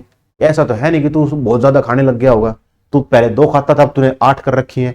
ये तो ऐसा डिमांड आ गई, ये तो गेहूं इतना मीठा आ गया कि पूरा देश अनाज के पीछे लगा हुआ है। ऐसा नहीं होगा भाई, नॉर्मल चीज है, नॉर्मल रहेगा, ठीक है। तो बात करते हैं इसी की कि क्या है कि डिमांड वैसे तो ज्यादा बढ़ेगी नहीं, जो एग्जिस्टिंग डिमांड है उसी में ही कुछ गड़बड़ हुई है। और वो कैसे हुई है, क्योंकि सप्लाई कम हो गई। अब सप्लाई कम होने के कारण कुछ तो कारण रहा होगा, तो उस कारण में से एक का नाम यहां पे लिख दिया। लिखना चाहिए था प्राकृतिक आपदा, अब वो लिखा नहीं है क्वेश्चन में। अच्छा क्वेश्चन को अच्छा बनाने के लिए बाढ़ डाल दिया, बच्चा क्या करेगा, इसको गलत कर देगा कि बाढ़ जैसी तो कुछ बात ही नहीं है। भाई प्राकृतिक आपदाओं में एक तरीका तो है बाढ़। दूसरी बात, भाई इस बाढ़ को मार दे गोली, ये ऐसा सब था जो छोड़ने लायक था, इसको ध्यान देना ही नहीं था। इतना समझ ले, सप्लाई डिमांड सॉरी सप्लाई कम है इसीलिए तो डिमांड बढ़ी होगी, तो इस हिसाब से ये अपने आप में ठीक हो जाएगा। इसका पूरा स्टेटमेंट का मतलब ये है एक्सपोर्ट कम करना है, क्योंकि यहाँ पे क्या है, डिमांड बढ़ गई बेटा। और इस पहले का मतलब क्या है कि स्टेट सप्लाई कम होगी। यही तो बात होती है, यही तो बात होती है भाई। डिमांड बढ़ गई, सप्लाई कम होगी, तो और महंगाई बढ़ गई, बात खत्म। वो और ऊपर महंगाई की तो बात कर ही रखी है, बढ़ती कीमतों के बारे में। तो यहाँ पे क्या आएगा, सिर्फ पहला ठीक होगा, वो जो कहाँ लिखा हुआ है। दूसरा कमजोर करता है, पहला मजबूत करता है। चलो पढ़ लो भाई। निजी स्कूलों में बढ़ती लागत का हवाला देते हुए इस शैक्षणिक वर्ष के लिए अपनी फीस में 20% की वृद्धि की है। प्राइवेट स्कूलों ने कहा है कि भाई हमारी लागत बढ़ गई है, तो 20% फीस बढ़ा दी। जहां 100 रुपए ले रहे थे, अब इस साल से 120 रुपए लेगा भाई वो एक बच्चे की फीस, ठीक है जी। इस वर्ष सरकार ने निजी स्कूलों पर लगाए जाने वाले करों में 8% की कमी की है। तो इस वाले सवाल पर क्या ये लॉजिक हो सकता है कि स्कूल वाला कह रहा है कि भाई मेरी लागत बढ़ चुकी है, और इधर से सर ये कह रहे हैं, स्टेटमेंट कह रहा है कि भाई उसने कम कर दिया। ऐसा हो सकता है क्या कभी? नहीं होगा भाई। लागत बढ़ गई इसका मतलब क्या कि टैक्स बढ़ गया होगा, इधर बिजली का रेट बढ़ गया होगा, पानी का रेट बढ़ गया होगा, स्कूल जिस लैंड पर बना रखा है उसका रेंट बढ़ गया होगा, इस तरीके की बात है। या जो बच्चों का रजिस्ट्रेशन वगैरह है आगे किया जाता है वो बढ़ गया होगा, उसी के लिए तो करेगा। मैं कुछ महंगाई बढ़ गई होगी, टीचर्स को ज्यादा पे करना होगा थोड़ा बहुत, और थोड़ा बहुत अपना प्रॉफिट बढ़ाना होगा, तो उसी केस के लिए तो ये किया जाएगा। बिल्कुल सही बात है जो कि वो ऐसा किया गया होगा। लेकिन यहाँ पे कहता है कि कमी कर दी, सरकार छूट दे रही है और स्कूल वाला बोल रहा है कि मेरी लागत बढ़ गई। ऐसा तो नहीं हो सकता भाई साहब।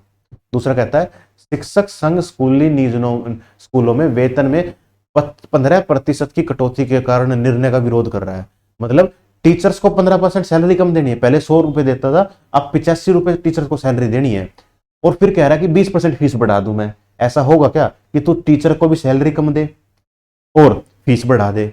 नहीं होगा भाई ऐसा। दोनों की दोनों बातें यहाँ पे गलत है। अब इन दोनों बातों को मिला के भी देख लो बेटा। ऊपर कहता है 20% फीस बढ़ा दी स्कूल की लागत की वजह से। स्कूल की लागत है क्या? दो ही तो लागत है स्कूल की, या तो टैक्स बढ़ गया होगा या टीचर्स की सैलरी बढ़ गई होगी, तभी तो लागत बढ़ सकती है, और तो कुछ लागत बढ़ेगी नहीं। अब टीचर की सैलरी भी कम कर दी तो स्कूल को फायदा, ऊपर से सरकार ने टैक्स भी कम कर दिया तो भी स्कूल को फायदा। और फिर स्कूल कह रहा है कि 20% फीस की वृद्धि करो, जो कि सॉरी स्कूल कह रहा है कि कीमत जो है वो बढ़ गई, लागत हमारी बढ़ गई। ऐसा तो नहीं होगा भाई, ऐसा तो संभव ही नहीं है। तो ये तो दोनों की दोनों बातें जो हैं वो गलत हो जाएंगी। चलिए भाई आगे बढ़ते हैं, आगे क्या कहता है। एक आधा सवाल इंग्लिश में कर ले भाई, दोनों तरीके के बच्चे जो है सेटिस्फाई हो जाएंगे। Flood cause widespread damage to crop in Orissa in Orissa this year. ठीक है भाई। फूड फूड कह रहा हूँ यार, फ्लड फ्लड ने क्या किया है, बड़े लेवल पर उड़ीसा में क्रॉप को खराब कर दिया बाढ़ ने, ठीक है जी।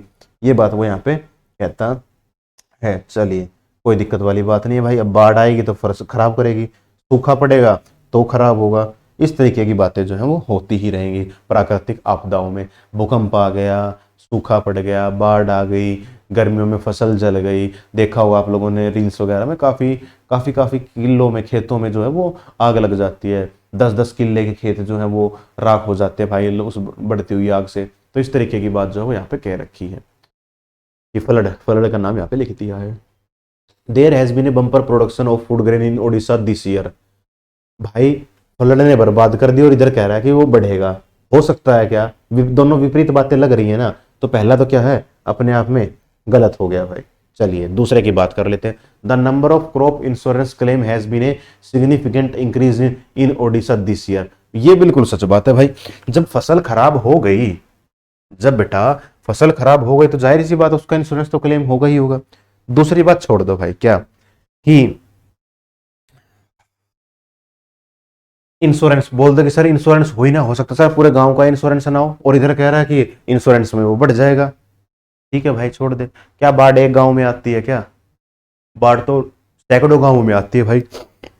दूसरी बात, बिहार में आप लोगों ने सुना होगा, बिहार में लगभग हर साल जो है वो बाढ़ का ही कुछ ना कुछ रहता है, सीन रहता है। तो सरकार अपने आप में मुआवजा दे देती है उनके लोगों को पैसों के लिए कि ठीक है भाई, आपके खेत में तकरीबन 50,000 का अनाज उगना था, तो एक जो अमाउंट बनेगा अंदाजे से वो आपके अकाउंट में ट्रांसफर कर दिया जाएगा कि ठीक है भाई लोगों का गुजारा हो जाए, तो वो होगा। तो इंश्योरेंस तो है भाई फसलों का, चाहे वो सरकार की तरफ से रहे चाहे आपने खुद से करवा रखा हो, इंश्योरेंस तो है। और अगर सरकार देगी तो भी वो सरकार ने भी इंश्योरेंस करवा रखा, सरकार अपने पैसे से थोड़ी देगी, किसी कंपनी से इंश्योरेंस करवा रखा उसी के पैसों से देगी भाई। तो क्या होगा वहां पर, उस केस में उस कंपनी में जो है वो क्लेम के जो केस हैं वो बढ़ जाएंगे, क्लेम के केस काफी बढ़ जाएंगे कुछ काफी हद तक। तो बिल्कुल सही बात है। तो ये होगा जो कि है दूसरा स्ट्रोंग है, strengthen, second strengthen the statement. पहला वीक है और दूसरा जो है वो बढ़ जाएगा। चलिए, use of reusable cloth bag for shopping will help in reducing pollution cause by indiscriminate use of plastic bag. ठीक है जी, रीयूज कर सकते हैं ना हम जिन पॉलिथीन को, उसको क्या है भाई, उसने पॉल्यूशन को काफी कम किया है। जैसे कि हम लोग बात करें, सबसे अच्छा आप लोगों ने देखा होगा कि हमारे घरों में ना वो मिलता है, एक वो पुराना सा थैला, विमल का वो बड़े वाला व्हाइट वाला थैला मिल गया, नीरज चाय का, फलानी चाय का, दिखाड़ी चाय का कोई बड़ा सा थैला चाय पत्ती का मिल गया, वो जो व्हाइट वाला थैला होता है ना, वो सब ये घरों में देखा होगा आप लोगों ने। अब जैसे ही महीने भर का सामान लेके आना होगा, अभी इधर मेरे को शहर बाजार का पता नहीं भाई, क्या हमारे गांव में तो ऐसा कि वो वैसा थैला मोस्टली घरों में है। जब भी महीने भर का राशन लेके आना हो बाजार से, उसी थैले को उठा के चले जाते हैं, उसी में सारा सामान डलवा लिया और लेके वापस आ गए। जिन घरों में गरीब हैं, जिन घरों में नहीं है वो चीजें, ये किसी का थैला फट कट गया, गुम हो गया, वो क्या करता है, वो जो देसी खाद के कट्टे होते हैं ना, हमारे गांव में तो ऐसा ही होता है भाई। ठीक है, खाद के कट्टे जो हैं उसमें सामान डाल के ले आते हैं, काफी बड़ा होता है, कोई 40 किलो का, कोई 50 किलो का, तो उसमें महीने भर का राशन भर के ले आते हैं। वो चीनी, चाय पत्ती, जो भी दाल है, मिर्च मसाले हैं, अनाज तो खैर सभी में हो ही रहा गाँव में, और नहीं भी हो रहा जिन घरों में, मतलब हो सकता है कुछ घरों में ना हो, वो भी आटे का कट्टा वगैरह उसी में ले आते हैं। ठीक है, तो ऐसा होता है। तो वो ऐसी प्लास्टिक बैग की बात कर रहा है वो जो दोबारा यूज कर सकते हैं। अब आपने देखा होगा जो व्हाइट वाली पॉलिथीन है, लेके आए, यूज किया, खाया, फेंक दिया, हो गया, नहीं होगा वो। ऐसा आप लोगों ने देखा होगा, काफी मिठाइयों के डब्बे पॉलिथीन होती हैं, आप लोगों ने देखा होगा मिठाइयों के डब्बों के पॉलिथीन, उसमें ऐसा होता है एक थैला सा मिल जाता है, अच्छा थैला है तो हम उसको यूज करते हैं, बेकार है तो नहीं यूज करते। साड़ियों का थैला देखा होगा आप लोगों ने, आपकी मम्मी के पास जरूर मिलेगा, कहीं से साड़ी आई है, उसका थैला अच्छा है, अब उस थैले में कोई दूसरी साड़ी डाल देंगे, कोई घर के कपड़े डाल देंगे उस थैले में, कहीं पे बाहर जाना, किसी पर रिश्तेदारी की शादी में जाना है, उसमें कुछ अपने एक दो कपड़े रख ले जाएंगे, तो वो सभी के घर पे होगा, सभी के मदर के पास मिलेगा भाई वो। मतलब हमारी, आप सभी की जनरेशन सेम है, तो हमारी इस जनरेशन की मदर के पास तो मिलेगा भाई, आगे हो सकता है वो चीजें ना भी मिले। ठीक है, तो रीयूजेबल क्लॉथ उसके बारे में बात कर रहा है वो। The government has banned the use of single use plastic from, इतना गवर्नमेंट ने बैन किया है क्या। अब सबसे बड़ी समस्या फंस गई ये वाली डेट वाली भाई, कि डेट जो है वो सही है गलत है। चलिए जी, दूसरी कहता है कि cloth bag are eco friendly, cloth bags are eco friendly since they are reusable. Eco friendly का मतलब क्या होता है, इको फ्रेंडली का मतलब होता है कि भाई वो इन्वायरमेंट पे जो है ना बेकार प्रभाव ना डाले, क्योंकि क्लॉथ का बैग है यार, कपड़े का बैग है। अब कपड़े का बैग है तो जाहिर सी बात है, अगर वो फट कट भी गया, उसको कहीं डालोगे तो कुछ साल, लगभग साल के आसपास वो कपड़ा गल जाएगा, मट्टी हो जाएगा, वो मिट्टी हो जाएगा। ठीक है।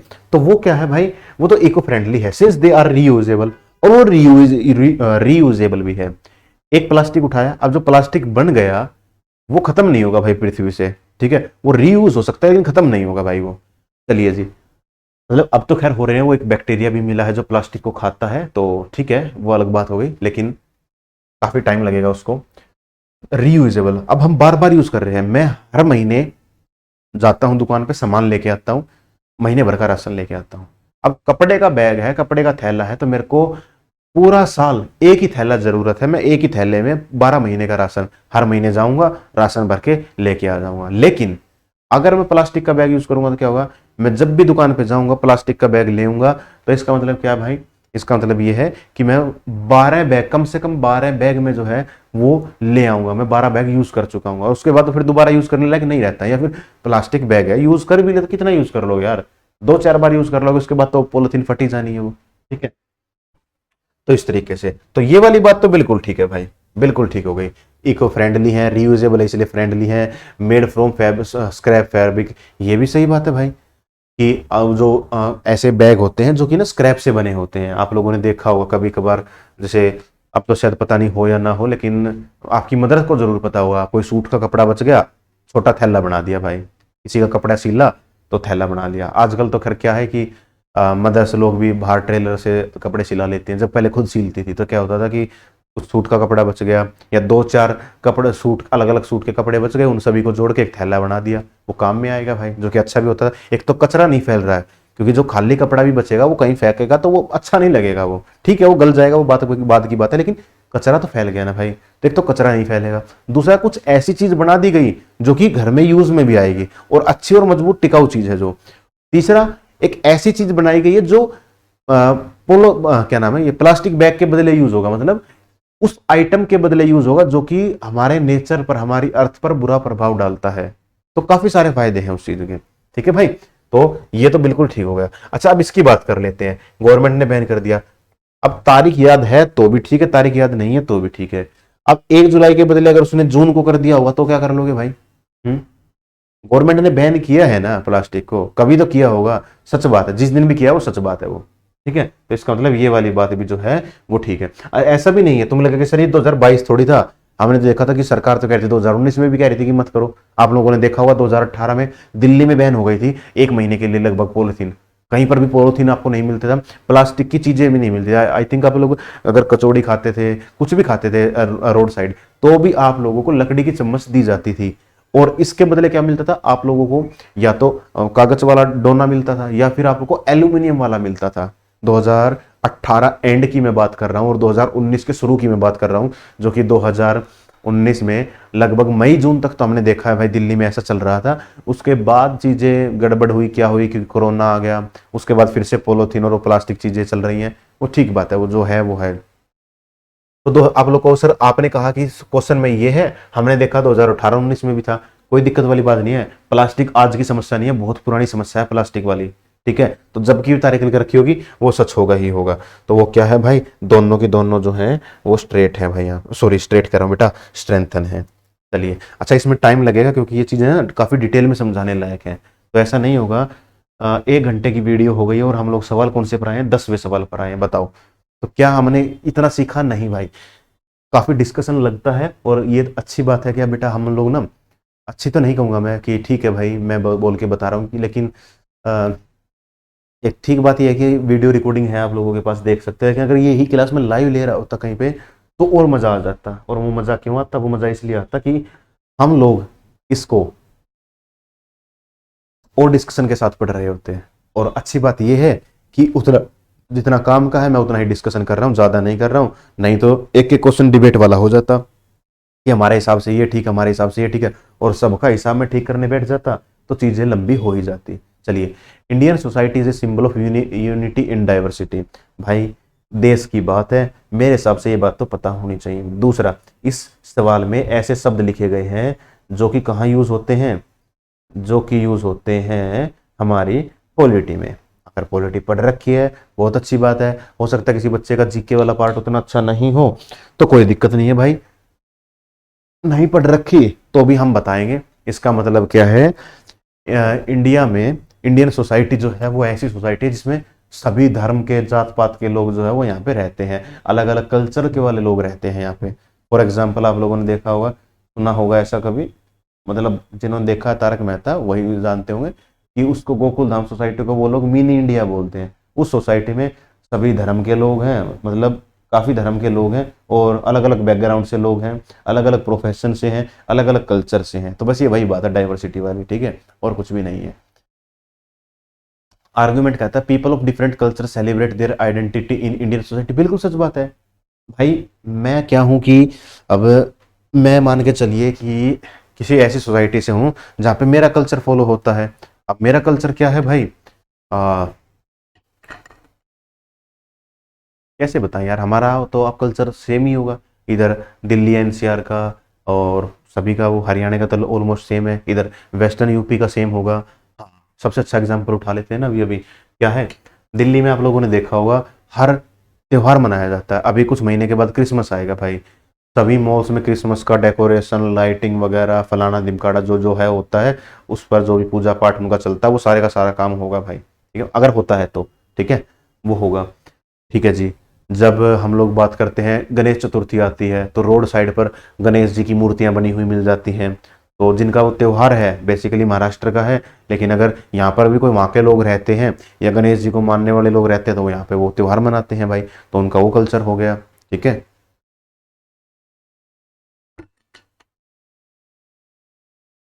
हमारे हरियाणा में, हमारे, मैं अपने परिवार की ही बताऊं तो भाई हमारे में हनुमान जी की ज़्यादा मानता है, तो जब हनुमान जयंती आती है तो उसको अलग कल्चर मनाया जाता है। दूसरी बात क्या है कि मंगलवार जिस दिन होता है उस दिन के अपने अलग ट्रेडिशन होते हैं, पूजा पाठ करना, मंदिर जाना, प्रसाद बांटना, इस तरीके का होता है। किसी का कुछ और है तो वो वहाँ से करता है भाई। अभी साउथ का आप लोगों ने देखा होगा, साउथ के जो त्यौहार होते हैं वो लोग अपने हिसाब से मनाते हैं, ठीक है। इधर से नॉर्थ ईस्ट वालों के अपने त्यौहार होते हैं, वो अलग अलग तरीके से मना लेते हैं। ऊपर के जम्मू वालों के कुछ अलग त्यौहार है, वो अपने तरीके से मनाते हैं। बैसाखी जो इधर कुछ पार्ट हरियाणा में और कुछ पार्ट पंजाब में मनाया जाता है, उसका अपना अलग त्यौहार है। मकर संक्रांति जो है वो त्यौहार ऑलमोस्ट इंडिया में मनाया जाता है, लेकिन अलग अलग जगह अलग अलग तरीके से मनाया जाता है भाई। वो ये हमारे इधर मकर संक्रांति हो गया, कहीं पे उसका नाम कुछ और हो गया, कहीं पे उसका नाम कुछ और है। अब वो खाना भी उस दिन कुछ अलग बनेगा, तो इस तरीके से जो है वो सब मनाते हैं। हाँ, कुछ इंडियन लेवल के फेस्टिवल जैसे होली, दिवाली, वो पूरे देश में एक जैसा ही मनता है भाई। दूसरा कोई अदर हो गया, ईद हो गया, वो अलग तरीके से मनाया जाता है भाई, ठीक है। कोई अलग रिलीजन का त्यौहार है, वो अपने अलग तरीके से फॉर्मेट से बनता है। जैसे अभी वो है कुछ मुस्लिम लोगों का कुछ है ना, वो फास्ट रखते हैं कई दिनों तक, फिर खाना पता नहीं खाते हैं शाम को नहीं खाते, वो मेरे को नॉलेज में नहीं है भाई, लेकिन उनका कुछ अपना अलग कल्चर है तो उसको फॉलो करते हैं। अब वो जहाँ जहाँ उनकी सोसाइटीज़ हैं, जहाँ जहाँ घर हैं उनके, वो वहाँ पे फॉलो करते हैं। तो एक जगह है, अपने आसपास सराउंडिंग में देखोगे तो वो सारी की सारी चीज़ें होती हैं भाई, वो ठीक है। उनके अपने जो जो है कल्चर, वो सभी उसी को फॉलो करते हैं। शादियों में कल्चर देखने को मिलता है, किसी जगह पे कुछ फंक्शन पहले होता है, कुछ बाद में होता है, किसी जगह कुछ फंक्शन हो ही नहीं रहा, वो काम हो गया है भाई, इस तरीके से। तो वो तो सेलिब्रेट करते हैं भाई, सभी का है वो सेलिब्रेट करते हैं। आपने देखा होगा बहुत जगह दिवाली के अगले दिन ही गोवर्धन पूजा की जाती है, बहुत जगह एक दिन छोड़कर की जाती है। कुछ जगह दिवाली पूजन बाद में होता है, पहले गोवर्धन की पूजा होती है, वो हो गया। इस तरीके काफ़ी सारे सबके अपने अलग अलग रिवाज हैं भाई, तो वो सभी सेलिब्रेट करते हैं। और ऐसा नहीं है कि उसमें कोई पार्टिसिपेट नहीं करता। अब क्रिसमस का त्यौहार होगा, मॉल्स वगैरह में फ्री में मिठाइयाँ बांटी जाएंगी, कोई खाने थोड़ी ऐसा है कि कोई खाने नहीं जाएगा, खूब लोग खाने जाते हैं भाई। सड़कों पर भंडारे चलते हैं हिंदुओं के, तो वहाँ पे जाते हैं। सिख में जो, क्रिश्चियन में जो चलते हैं, लंगर चलते हैं, लोग वहाँ पे चले जाते हैं भाई। मुस्लिम लोगों में भी कुछ होता होगा तो दावत बोलते हैं, क्या बोलते हैं, वहाँ पे लोग चले जाते हैं। हर कोई सेलिब्रेट कर रहा है। हम उसमें डाइवर्सिटी सोसाइटी में रहते हैं जहाँ सब कुछ है, हर धर्म के हैं, तो हम लोग वहाँ पे करते हैं। मेरे कुछ फ्रेंड वो भी हैं तो मैं उनके वहाँ पे चला गया, वो इधर आ गए, मिलजुल के रहते हैं। कल्चर हमारा इंटर रिलेटेड है, मिलता जुलता सा है, ठीक है जी। Brain drain in India is an indicator of unity in diversity. अब ये देखना पड़ेगा भाई, ये क्या समस्या आ गई अपने पास, अबे यार ये क्या हो गया। भारत में प्रतिभा पलायन विविधता में एकता का सूचक है। अब ये जो है वो बड़ी ध्यान से देखने वाली बात ये है कि इससे फर्क पड़ेगा नहीं पड़ेगा हमारे इस सवाल पर, ठीक है भाई। तो ये क्या है भाई, ब्रेन ड्रेन क्या होता है, ये एक शब्द ऐसा है जो कि मिस हो गया, इसको एक बार देखना पड़ेगा गूगल करके, ठीक है भाई। अब इसके लिए तुम लोग बुरा मत मान लेना कि मैंने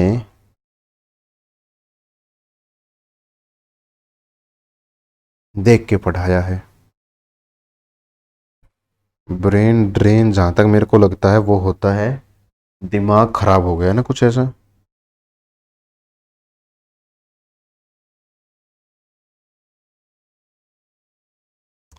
भाई ये भी तो हिंदी में ही दिखा रहा है पलायन। अच्छा, अनदेखी करना, अनदेखी करना इसका मतलब हो गया ना, अनदेखी करना। चलिए भाई समझ में आ गया। भारत में अनदेखी करना विविधता में एक एकता का सूचक है। नहीं भाई, जब हम अनदेखी ही कर देंगे तो एकता तो नहीं बन पाएगी, ये तो हो गया भाई गलत। ठीक है जी, तो पहला ही ठीक होगा भाई। कहाँ गया पहला? पहला पहला कथन को कमजोर करता है, नहीं पहला तो स्ट्रोंग है। दूसरा कथन को कमजोर करता है और पहला मजबूत करता है, यही बात है। हाँ, है ना। क्या बताया था मैंने अभी अभी? शब्द क्या बोल रहा था बेटा, मैं शब्द भी भूल गया क्या था। अब लाइव चल रही होती है वीडियो, तो इसमें तुम लोग कमेंट करके बता देते कि सर आपने ये शब्द बोला था। अनदेखा, अनदेखा करना, है ना। अनदेखा करने से एकता कैसे बढ़ती है? अनदेखा से करने से एकता कभी नहीं बढ़ेगी। मैं मेरा ही त्योहार मना रहा हूं, त्योहार मना रहा हूं मैं, ठीक है। तो आप लोग ना तो उसको देख रहे हो, ना उसमें पार्टिसिपेट कर रहे हो, ना आपको उसके बारे में पता है, तो क्या है? कुछ भी नहीं है भाई। समझ में आया? अब जैसे आप लोगों को पता होगा छठ पूजा जो है, छठ पूजा जैसे ही नजदीक आएगा मीडिया में और इसमें आप लोगों को पता लग जाएगा, ठीक है, कि कैसे मनाया जाता है। महिलाएं पानी में खड़ा रहती हैं, सूर्य भगवान की पूजा की जाती है और फल फ्रूट बांटे जाते हैं, मिठाइयां बनती हैं, तो वो सारी चीजें मीडिया में आता है। आप लोग देख रहे हो तो आपको पता होगा। अब हो सकता है कोई एक बच्चा ऐसा जिसको मेरी बात ही पहली बार सरप्राइजिंग लग रही हो कि अच्छा ऐसा भी होता है, ऐसा भी कोई त्योहार है, क्योंकि उसने पार्टिसिपेट किया ही नहीं कभी सोसाइटी में, उसने वो चीज देखी नहीं, कभी सुनी नहीं, तो उसको पता भी नहीं है, तो उससे एकता थोड़ी मिलेगी। मेरे त्योहार मैं मना रहा हूं, आपको मेरे त्योहार के बारे में पता ही नहीं है, मैं इधर सेलिब्रेट कर रहा हूं, आप लोग अचानक से आ गए भाई। अब क्या करोगे? आपको वो चीज पता है तो आप उसको उसी तरीके से करोगे। जैसे कि मैं किसी भगवान की पूजा पाठ कर रहा हूं, मेरे को पता है पूजा पाठ में कैसे बैठते हैं, अगर आपने वो चीज को पता है तो आप उसमें पार्टिसिपेट करोगे, पूजा पाठ में बैठ जाओगे। नहीं पता तो क्या है, आप उसमें पार्टिसिपेट नहीं करोगे, या फिर पहले किसी से पूछोगे कि भाई मैं इस पूजा पाठ में बैठने के लिए क्या करना चाहिए, मेरे को क्या प्रोसीजर है इसका। तो वो चीजें होंगी, वो कब होंगी? जब आप उसमें पार्टिसिपेट करोगे, देखोगे, सुनोगे, समझोगे, तब होगा। अगर उससे कोई मतलब नहीं है, देख लिया, इग्नोर मार दिया कि अरे तो पता नहीं अपने काम का क्या है, फिर उस चीज के बारे में कभी नहीं सीख पाओगे। ठीक है, सेम काम वही वाली बात है कि अगर किसी चीज को पढ़ोगे तो समझ जाओगे, नहीं पढ़ोगे तो नहीं समझ पा रहे होगे। चलिए आगे बढ़ते हैं। ये रहा सवाल, और काफी डिफिकल्ट सवाल रहा था वो डिस्कशन के मामले में। लगभग सवा घंटा हो गया और 11वें सवाल पर आए, लगभग 15 मिनट खींच गए क्या हम लोग? चलिए 10 मिनट। स्टेटमेंट क्या है? Fake news has been a problem of 21 century all over the globe. ठीक है जी, सही बात है। फेक न्यूज तो बेटा हर जगह चल ही रही है, अब इसमें तो क्या ही समझाना, क्या दो राय करना। चलिए जी, कोई दिक्कत वाली बात नहीं। दूसरी स्टेटमेंट, दूसरा पहला पढ़ लेते हैं, क्या है? A global level mechanism is needed to combat this world wide problem. हाँ सही बात है यार, कि ना एक ग्लोबल लेवल, एक वर्ल्ड लेवल पर, इंटरनेशनल लेवल पर कुछ ऐसा मैकेनिज्म होना चाहिए जो इस चीज को खत्म करवाए। मतलब गलत न्यूज दिखाई तो भाई सजा होगी तुम्हें, इसीलिए मीडिया वाले डरेंगे गलत चीज दिखाने से। दूसरा, problem related to fake news are only present in India. भाई मेरे, दूसरे में क्या पढ़ लिया तुम लोगों ने? सही कर दूं गलत कर दूं? ओनली तो नहीं आ सकता भाई, ओनली नहीं आ सकता। कंपैरिजन नहीं करना भाई अपने को। तो ऊपर बेटा कंपैरिजन नहीं है, बस बोल रखा है कि कुछ ऐसा मैकेनिज्म चाहिए जो वर्ल्ड वाइड प्रॉब्लम को सोल्व कर दे। अब कंपैरिजन नहीं किया कि इंडिया और यूरोप को खत्म कर, इंडिया में ऐसा है और यूरोप में ऐसा है, या इंडिया की प्रॉब्लम यूरोप के जैसे खत्म कर दी जाए। नहीं भाई, ऐसा तो बिल्कुल भी नहीं है। तो इसका मतलब वर्ल्ड वाइड में बात कर रखी है। हाँ तो बिल्कुल सही बात है भाई, ये तो होना ही चाहिए कि कुछ ऐसा चीज बना दो जो कि काम करे। एक वर्ल्ड वाइड प्रॉब्लम है और वर्ल्ड वाइड प्रॉब्लम पर काम करें, बिल्कुल सही बात है। पहला जो है वो स्ट्रोंग हो जाएगा, पहला वीकन, दूसरा वीकन, पहला स्ट्रोंग। ऑप्शन नंबर सी इसका राइट आंसर आ जाएगा। फेक न्यूज के बारे में तुम्हें पता ही चल गया होगा, फेक न्यूज तो बनती रहती हैं। आज इसके बारे में कुछ उल्टा सीधा बोल दिया, कब इसके बारे में कुछ उल्टा सीधा बोल दिया। हकीकत में ऐसा कुछ होना जाना है नहीं, बस वो फेक न्यूज बनती रहती हैं। मोस्टली ऐसा आप लोगों ने उसके केस में देखा होगा, सेलिब्रिटी के केस में। ठीक है, किसी की शादी किसी के साथ बता दी, किसी का अफेयर किसी के साथ बता दिया, कुछ दिनों के बाद पता चल रहा है कि वो ऐसा कुछ था ही नहीं, फेक न्यूज़ थी, इस तरीके की बातें। या कभी कभार आप लोगों ने ऐसा उसमें सुना होगा, अगर शेयर मार्केट की किसी भी नॉलेज रखते हो तो वहाँ पे बड़े बड़े बड़े ट्रेडर्स करते हैं, झूठी खबर फैला दी, अब कंपनी बिकने वाली है, शेयर के प्राइस कम हो गए, खरीद लिया, कंपनी को कोई मीटिंग में अच्छी डील होनी थी, कंपनी ने कोई डील कर दी, तो भाई वो शेयर प्राइस बढ़ गया। जैसे आप लोगों को पता होगा कि जब हमारे रतन टाटा जी सर एक्सपायर हुए तो उस रात तक तो लोगों को यकीन तक नहीं हो रहा था कि वो उनके साथ कुछ ऐसा हादसा हो चुका है।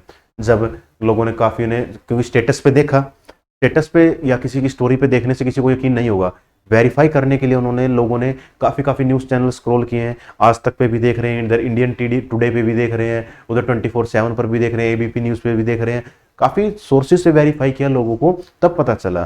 ठीक है, तो तब पता चला कि वो रियल न्यूज़ है, वो फेक न्यूज़ नहीं है। क्योंकि फेक न्यूज़ तो पहले भी आई थी, उनकी डेथ से 3 दिन पहले किसी ने कहा था कि उनकी तबीयत इतनी खराब है कि उनको आईसीयू में भर्ती किया गया है और उनको उनका बच पाना काफ़ी मुश्किल है। उसके 3 दिन या कुछ हफ्ते भर पहले की खबर है। इसके बाद उन्होंने अपनी लास्ट पोस्ट जो उनकी इंस्टाग्राम पर है उस पर भी उन्होंने शेयर किया है कि मैं ठीक हूँ, तंदुरुस्त हूँ, अपने रूटीन चेकअप के लिए यहाँ पे आया हुआ था, फेक न्यूज़ पर ध्यान ना दें। तो फेक न्यूज़ इतनी बुरी आदत, इतनी बुरी चीज़ है हमारे इंडिया में तो। और बाकी रही सही का सर, आप लोगों को कुछ अभी इस साल इलेक्शन काफ़ी हुए हैं तो आप लोगों को जगह जगह की इलेक्शन के क्या नाम है रिजल्ट से पता लग ही गया होगा कि फेक न्यूज़ क्या है। मीडिया कुछ दिखा रहा है, इधर हो कुछ रहा है। अभी मैं कुछ दिन पहले देखा था, वो महाराष्ट्र में जो न्यूज़ रिजल्ट आया है उसमें क्या था कि कुछ ऐसा मीम टाइप में ही देखा था, तो पता नहीं सच है या झूठ है क्या है। उसमें था कि वहाँ पे दिखा रखी कि बीजेपी ने इतनी सीटों पर जीत हो रही है, जबकि नीचे किसी ने दिखाया कि कोई कटिंग वटिंग थी रिपोर्ट की, उसमें दिखा रखा कि बीजेपी ने तो इलेक्शन ही कम सीटों पर लड़ा है। मतलब कि फॉर एग्जांपल ऐसा उठा लेते हैं कि बीजेपी ने इलेक्शन लड़ा 40 सीटों पर और मीडिया वाले दिखा रहे हैं कि वहां से बीजेपी 50 सीट जीत रही है। तो वो गलत था, सही था, गलत था, पता नहीं भाई, मैंने तो वेरीफाई किया नहीं, लेकिन इतने बड़े लेवल पर भी चीजें जो हैं गलत दिखा दी जाती हैं।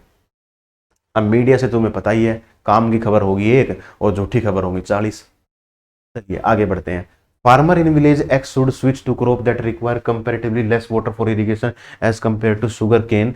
भाई कंपैरेटिवली कंपैरिजन हो रखी है, लेकिन कंपैरिजन कहां है? स्टेटमेंट में। अपने को कंपैरिजन चाहिए आर्ग्यूमेंट में, आर्ग्यूमेंट में है तो मैं कंपैरिजन को गलत मान लूंगा। वापस पढ़ते हैं। Availability of water for irrigation has been on a constant decline in village X for the last few year. ठीक बात है भाई, ठीक बात क्यों है? अगर भाई जब पानी की ही कमी हो रही है तभी तो बंदा किसी दूसरे पर स्विच कर रहा है। वो भाई शुगर केन में पानी ज्यादा चाहिए, अब बंदा स्विच कर गया, स्विच कर रखा है और स्टेटमेंट में दे भी रखा कि वो वाटर की वजह से, देखो लेस वाटर चाहिए उसको, इसीलिए तो क्या पानी कम क्यों है, सॉरी कम पानी वाली फसल पर क्यों स्विच किया है उसने? इसीलिए तो स्विच किया है ना कि भाई पानी कम देना पड़ेगा, पानी कम चाहिएगा उसमें। जैसे आप लोगों को पता तो खैर नहीं होगा क्योंकि आप लोग ऑल ओवर वर्ल्ड से, सॉरी वर्ल्ड कह रहा हूँ यार, ऑल ओवर कंट्री से वीडियो देख रहे हो सकते हैं, लेकिन ऐसा आप लोगों को देखा होगा जैसे ना हमारे नॉर्थ इंडिया में इधर क्या हो रहा है फिलहाल कि मतलब नॉर्थ इंडिया नहीं, इंडिया के नॉर्थन पार्ट में क्या हो रहा है कि सर्दियों में लोग जो है गेहूं कम उगा रहे हैं, मतलब उगा रहे हैं लोग, लेकिन काफी जगह ऐसा हो रहा है कि लोग गेहूं कम उगाते हैं, सरसों ज्यादा उगा लेते हैं। क्यों? क्योंकि गेहूं में लगेंगे कम से कम 4 पानी, 3 पानी, 4 पानी, मतलब कि उसको इतनी बार पानी की इरिगेशन लगेगी ही लगेगी। और सरसों में क्या है, एक ही बारी का पानी से काम चल जाता है भाई वो। तो इस तरीके से तब लोगों की मेहनत कम लगेगी इस केस में, तो लोग इस तरीके से स्विच कर देते हैं। लेकिन यहाँ पे क्या है, पानी का रीजन है, वही बात है। चलिए, availability of water for irrigation has been on constant decline in village X for the last few year. भाई उसमें पानी की लगातार कमी आ रही है, इसीलिए तो बंदा उस क्रॉप पे स्विच कर गया। बिल्कुल सही बात है। दूसरा कहता है main source of income of farmer in village X is through sale of sugar cane crop to the nearby sugar factory. अब ये समस्या वाली बात हो गई। ये समस्या वाली बात क्यों हो गई? हाँ, ये समस्या वाली बात इसलिए हो गई क्योंकि भाई ये देखो, सबसे पहले कि यहाँ पे सोर्स की बात है नहीं है, इनकम की बात है नहीं है, और शुगर केन क्रॉप की बात है या नहीं है। तो चलो शुगर केन क्रॉप की तो बात है भाई, यहाँ पे ऊपर वाली बात है, ठीक है। अब क्या ये वाली बात सच है या नहीं है, वो समझने के लिए मैं बता देता हूँ कि ये वाली बात जो है सच है। कैसे सच है समझो। शुगर फैक्ट्री समझ में आया, चीनी मिल समझ में आ गया होगा। क्यों? क्योंकि चीनी बनती ही गुड़ से है भाई, है ना, चीनी बनती ही गुड़ से है, तो वो तो बिल्कुल बात सच हो गई। विलेज एक्स ऊपर भी दे रखा तो उसी गांव की बात कर रखी है। उनका इनकम सोर्स कहाँ है? शुगर केन की खेती पर था। कैसे पता चलेगा? बंदा है, गांव में काम कर रहा है, अब पानी कम है, फसल नहीं हो सकती गन्ने की, तो फसल पर ही स्विच कर गया बंदा, फसल उगाई, और फसल गन्ने की थी, गन्ने में लगेगा ज्यादा पानी था नहीं, तो बंदे ने दूसरी फसल उगा ली, फसल के बदले फसल उगा ली बंदे ने। इस बात का मतलब क्या हुआ कि उस जगह पर फसल ही है जो कुछ है भाई, नहीं है पानी कम है, गन्ना उगा नहीं सकता, तो भाई नौकरी पकड़ ले, अपना कुछ और काम कर ले, कुछ दूसरा प्रोफेशन देख ले भाई। लेकिन ऐसा उसने नहीं किया, सबसे उसने ज्यादा काम क्या किया, दूसरी फसल उगाना चाहिए। इसका मतलब उस गांव में फसल पर ही निर्भर है जो कुछ है। बात समझ में आ रही है ये बात? पक्का? ठीक है जी। अब दूसरी बात क्या है कि आपको कैसे पता चला कि उस गांव के फार्मर की बात कर रखी है? भाई ऊपर फार्मर्स लिख रखा, फार्मर्स, एक फार्मर की बात नहीं थी।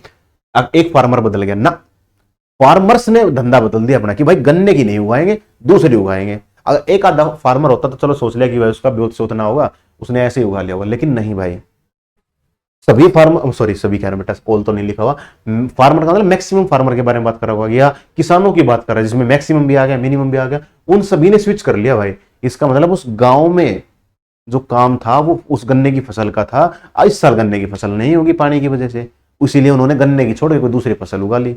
आप लोगों ने देखा भी होगा ऐसा, यूपी के काफी गांवों में हो रहा है फिलहाल, कि एमपी के आसपास के जो गांव है उसमें पहले गन्ना काफी उगता था, अब धीरे धीरे धीरे धीरे जो है वो वहां पे उतना नहीं उगता जितना पहले उगता था, अब थोड़ा थोड़ा कम हो रहा है, और उसकी जगह पे दूसरी फसल भी जो है लोग उगा रहे हैं भाई। तो बेटा दोनों का दोनों जो है वो ठीक हो जाएगा। चलिए जी, चलिए आगे बढ़ते हैं। ओ हो भाई साहब, ये तो हो गया, इसको पढ़ते हैं, बड़े ध्यान से पढ़ना। कोविड के समय का सवाल है, अनएम्प्लॉयमेंट अमंग यूथ। चलो पहले तो सवाल को पढ़ लो, उसके बाद इस पे बात करते हैं।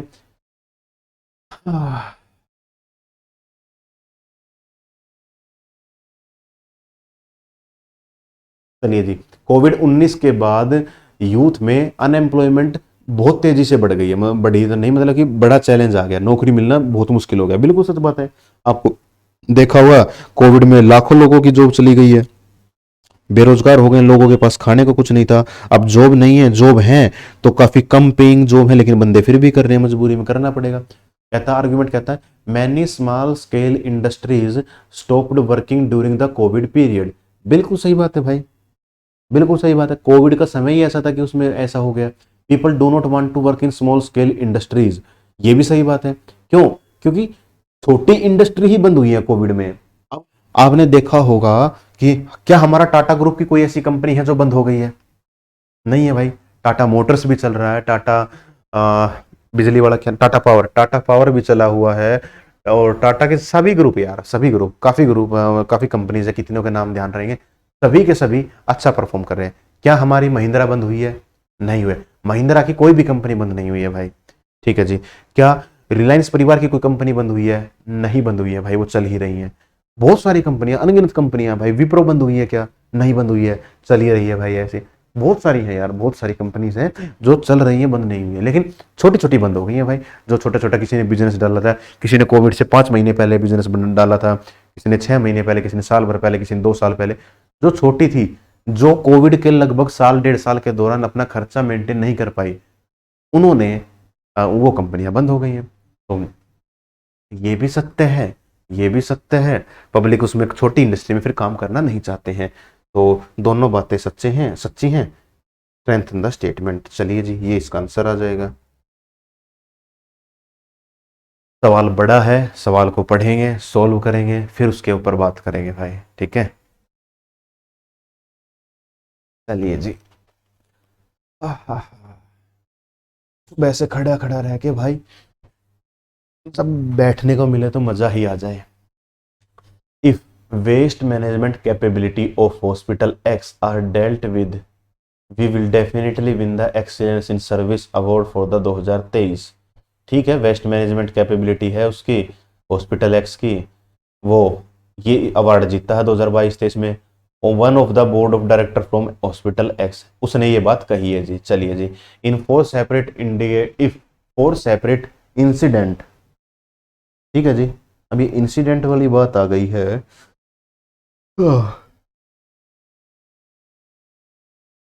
चलिए जी, तो क्या होगा, इंसिडेंट कैसे हो गए भाई, incident in the year 2022-23, incident की तो कोई बात ही नहीं है।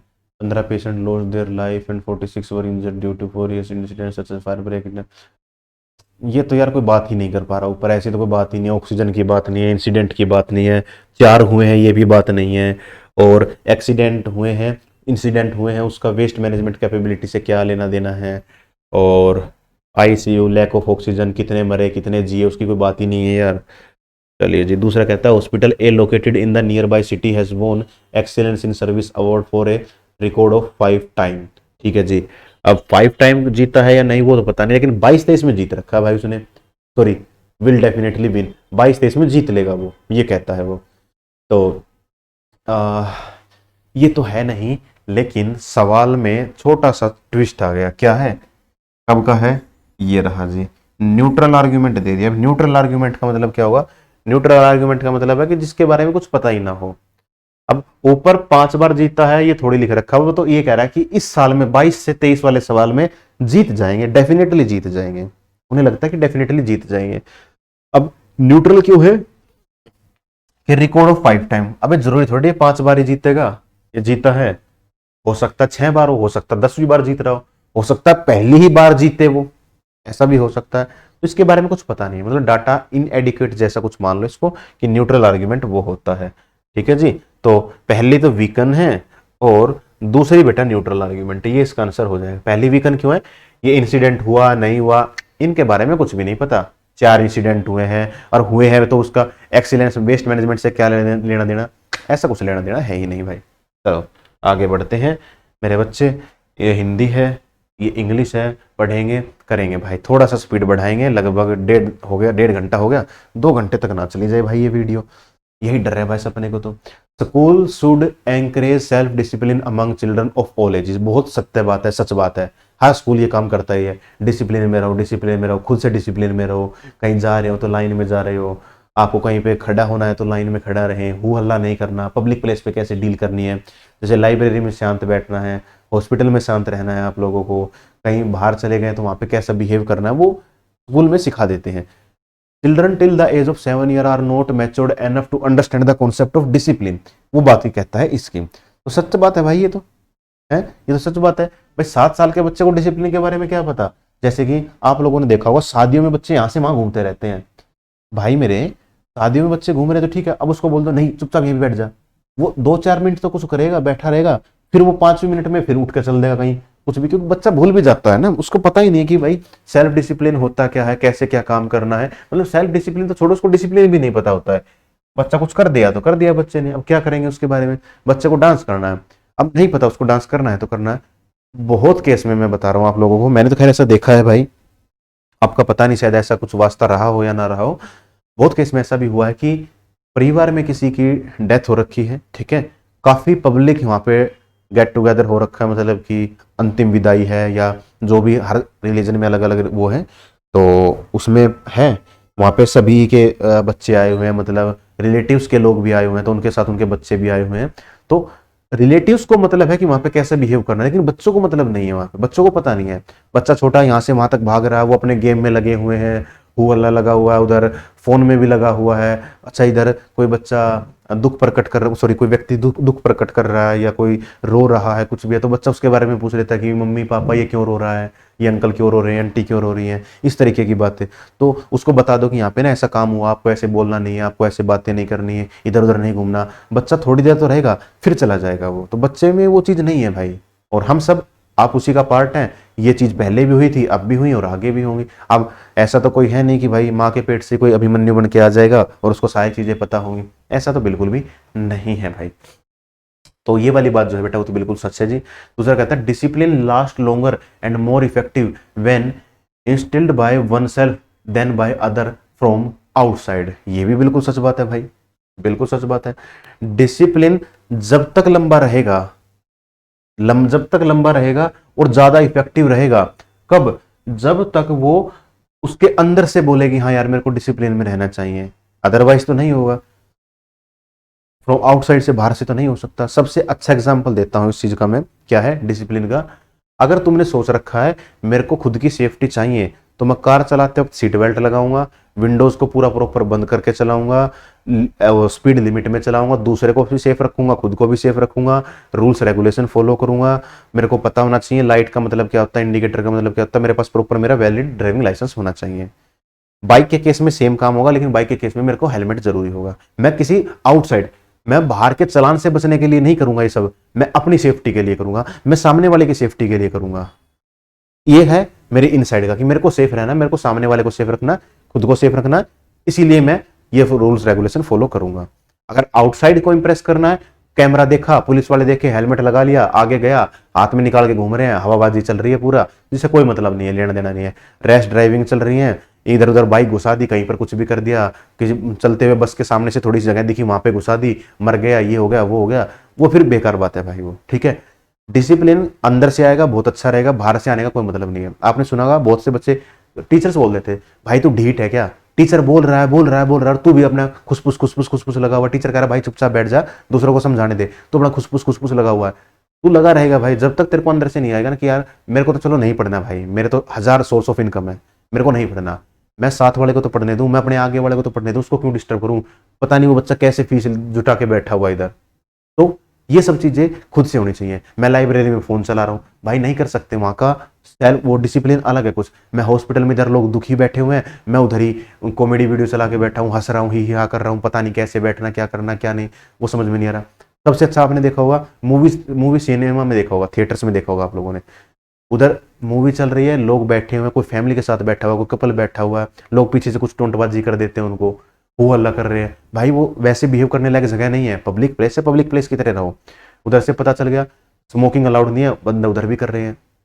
ट्रेन का डिसिप्लिन ऐसा देख लो भाई, ट्रेन में लिखा होता है ठीक है कि कचरा मत फैलाओ, कचरा मत फैलाओ, लोग पान उधर ही थूक रहे हैं। वॉशरूम्स की हालत देखो लोगों ने क्या कर रखी है, क्या रेलवे एम्प्लॉय जाता है उधर काम करने, वो वॉशरूम यूज करने, पूरी ट्रेन चल रही है, पूरी ट्रेन में 20 रेलवे एम्प्लॉय होंगे, वो कितने कितने कितने वॉशरूम यूज कर लेंगे भाई, एक ट्रेन में 4 होते हैं, कितने वॉशरूम यूज कर लेंगे, वो नहीं कर पाएंगे। वॉशरूम यूज करने वाले पब्लिक है, लेकिन उनको डिसिप्लिन से कोई मतलब नहीं है कि यार इसको मेरे को कुछ यूज किया है, उस चीज को, पब्लिक चीज को कैसे यूज करना है, नहीं, उसको मतलब है मैंने कर लिया, अगला भाई अब अपना देखेगा, वो भाड़ में जाए दुनिया, ऐसा काम बिल्कुल भी नहीं करना है। सेल्फ डिसिप्लिन बहुत जरूरी होना चाहिए। वो चीजें मैच्योरिटी के साथ तो आ ही जाती हैं, बाकी जिसको नहीं मानना वो भाई किसी की भी नहीं मानेगा। लोग देने को तो चालान भी भर देते हैं 5-5, 6-6 हज़ार रुपए के, लेकिन हेलमेट वगैरह नहीं लगाएंगे, सीट बेल्ट नहीं लगाएंगे, गाड़ी ऐसे ही चलाएंगे, तो वो मर्जी है भाई उनकी। तो दोनों ही बातें बेटा सच हैं, तो क्या होगा, ये आंसर आ जाएगा। ठीक है, हिंदी इंग्लिश मेरे बच्चे। Impact of social media is very much visible in every sphere of society, बड़ी अच्छी बात है जी। Today people are connected across different countries through social media, बहुत अच्छी बात है, बहुत सच बात है। अभी एग्जांपल दूंगा बाद में, पहले आगे समझो। Different culture have been explored by people through social media, बड़ी अच्छी बात है भाई। जैसे कि अब मैं बात कर रहा हूं भाई, छठ पूजा की मैंने बात की थी, नीचे वाले एग्जाम्पल उठा रहे हैं, ठीक है, मैंने छठ पूजा की बात करी भाई, मैं तो हरियाणा से हूँ, ठीक है, तो मेरे तो कोई आसपास भी दूर दूर तक भी कोई ऐसा नहीं है जो छठ पूजा मनाता हो। छठ पूजा बेसिकली यूपी का कुछ पार्ट, झारखंड का कुछ पार्ट और बिहार का त्यौहार है। बिहारी लोग जो हैं वो इस त्यौहार को मनाते हैं भाई, ठीक है, उधर के कल्चर में काफी है। और सबसे बड़ा, इवन दिवाली से बड़ा भी त्यौहार मानते हैं वो लोग वहाँ के। दिवाली में ठीक है, ठीक ठाक उन्होंने पूजा पाठ कर लिया, सब कुछ किया, उसको इतना धूमधाम से नहीं मनाते जितना छठ पूजा को धूमधाम से मनाते हैं वो लोग, ठीक है। तो मतलब कुछ लोगों एक्सेप्शन हो सकते हैं कि वो उसको भी उतनी ही प्रायोरिटी दें, या दिवाली को ज्यादा अच्छे से मनाते हैं, उसको उतना कम अच्छे से नहीं मनाते, वो एक्सेप्शन है। मैं जनरल बात बता रहा हूँ जो मैंने सोशल मीडिया पर देखी है। तो मैंने देखा कि वो अंदर खड़े रहते हैं पानी के अंदर, तो वो कैसे पता चला यार, वो रील्स वगैरह से देख के पता चला है, रील देख ली, कोई शॉर्ट देख लिया, वहां से पता चल गया। कोई दिल्ली में आ रहे हैं इधर भाई, मेट्रो से यहाँ तक आए, ट्रेन से यहाँ तक आए, हरियाणा से दिल्ली तक क्लास लेने आया, रास्ते में कोई बंदे बात करते हुए सुन लिया, अगर भाई ये है वो है, ये तरीका होता है, कल्चर का पता चल गया। फिर उनके उधर शादी कैसे होती है उसका पता कैसे चलेगा, वो रील्स वगैरह से देख के पता चलता है कि वहाँ पे ऐसे धूमधाम से मनाया जाता है, ये होता है वो होता है, इस तरीके की बातें जो, तो वो रील्स वगैरह से, सोशल मीडिया से पता चलता है। फेसबुक है, व्हाट्सएप है, इंस्टाग्राम है, यहाँ से पता लग जाता है। Today people are connected across different country through social media, ठीक बात है। कुछ साल पहले आप लोगों ने काफी फेमस एग्जांपल सुना होगा फेसबुक का। भाई फ्रेंड रिक्वेस्ट भेज दे, फ्रेंड रिक्वेस्ट भेज दे, अनजान लोगों को फ्रेंड रिक्वेस्ट भेज रहे हैं भाई हम लोग, दोस्त बन जा, बातचीत किसी से कुछ से हो जाती थी, किसी से नहीं भी हुई है लोगों की आपस में, या उनकी स्टोरी देख ली, या वो क्या पोस्ट कर रहे हैं वो देख लिया, उनके त्यौहार पता चल गए, उनका रहने का तरीका पता चल गया, वहाँ क्या खाने पीने को अवेलेबल है वो पता चल गया, वो हो गया, पब्लिक कनेक्टेड है। आपने देखा होगा आज से 2016 में जियो आई थी, जियो से पहले आपने देखा होगा पुलिस पावर बहुत ज्यादा थी, लोग ऐसे ऐसे भी थे कि पुलिस वाले को देखते थे डर के भाग जाते थे। और अब पावर क्या है, कुछ भी हो जाए भाई, तूने कुछ अपराध भी कर रखा है तो तू वीडियो बना ले भाई, अब वीडियो बनाएगा तो हो सकता है कहीं पे पुलिस वाला गलत हो तो कहीं पे तू गलत हो, ऐसा भी हो सकता है। तो चीजें हैं, प्रूफ के लिए वो चीजें यूज करते हैं, आप लोगों ने देखा होगा। अब पुलिस की वो पावर, पुलिस कांस्टेबल की तो एटलीस्ट वो पावर नहीं रही है, जहां पहले कहते थे ठीक है बड़े अधिकारी से डरते होंगे लोग आज भी, लेकिन अब वो बात नहीं रही पाई। जैसे पहले पुलिस वाले को देखते ही लोग डर के भाग जाते थे, रेडी वाले उसको फ्री में सामान दे देता था, अब वो चीज नहीं रही है, क्योंकि उनको सभी को अपने राइट्स पता चल गए। और वो कैसे पता चले, सोशल मीडिया से, यहाँ वहां से उसको नॉलेज मिली है तभी उस चीज को पता चला, अदरवाइज उसको नहीं पता चलता। मेरे को कैसे पता चल गया भाई, बैठे बैठे आप लोगों ने सुना होगा कि ट्रेन हादसा होगा कहीं पे, मेरे को कैसे पता चल गया भाई, अब मैं तो न्यूज ही नहीं देख रहा हूँ, तो फिर कैसे पता चला? सोशल मीडिया एक जरिया हो सकता है, ठीक है। हो सकता है मेरे को किसी ने स्टेटस लगा रखा हो कि भाई इतने लोग शहीद हुए हैं, मरे हैं, तो दुख हुआ है, आत्मा को भावपूर्ण श्रद्धांजलि, इस तरीके का वो सारा काम सोशल मीडिया से हैंडल हो रहा है। और इस एग्जांपल में ज्यादा बहस करने की आवश्यकता है नहीं, हर बच्चा सोशल मीडिया का जो है वो यूज कर ही रहा होगा। अगर आप लोग मेरी ये वीडियो भी देख रहे हैं तो आप यूट्यूब तो जरूर यूज कर रहे हैं, वो भी एक सोशल मीडिया का ही पार्ट है अगर यूट्यूब पे देख रहे तो। और एप्लीकेशन पर देख रहे हैं तो आपको एप्लीकेशन हवा में नहीं पता लगी होगी, या तो किसी ने सजेस्ट की होगी, या फिर किसी ने, आपने कोई वीडियो देखा होगा, टीचर का पढ़ाने का तरीका देखा होगा, फिर आपने देखा होगा कि ये बंदा कहाँ पढ़ा रहा है, फिर आपने उसके ऐप को डाउनलोड करके कोर्स परचेज करके फिर आप ये वीडियो देख रहे होगे। तो दोनों में से कुछ भी हो सकता है। इंस्टाग्राम पे देख रहे तो अपने आप में एक सोशल मीडिया है ही, तो सोशल मीडिया ही के जरिए आप लोग ये वीडियो देख रहे हैं। चलिए, दोनों बातें सच हैं, बोथ स्ट्रेंथन द स्टेटमेंट। चलिए बेटा आगे बढ़ते हैं।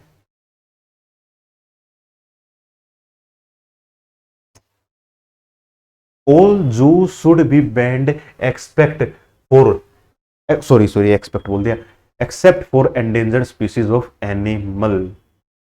आर्ग्यूमेंट है, पढ़ेंगे, बहुत अच्छा एग्जाम्पल है। और मैं मानता हूं आप लोगों ने ना, मोस्टली बच्चों ने जू देखा होगा कहीं ना कहीं पे, हो सकता है आपके शहर में हो, या हो सकता है स्कूल का ट्रिप वगैरह गया होगा, तो बेटा यहाँ पे गया होगा वो, ठीक है जी।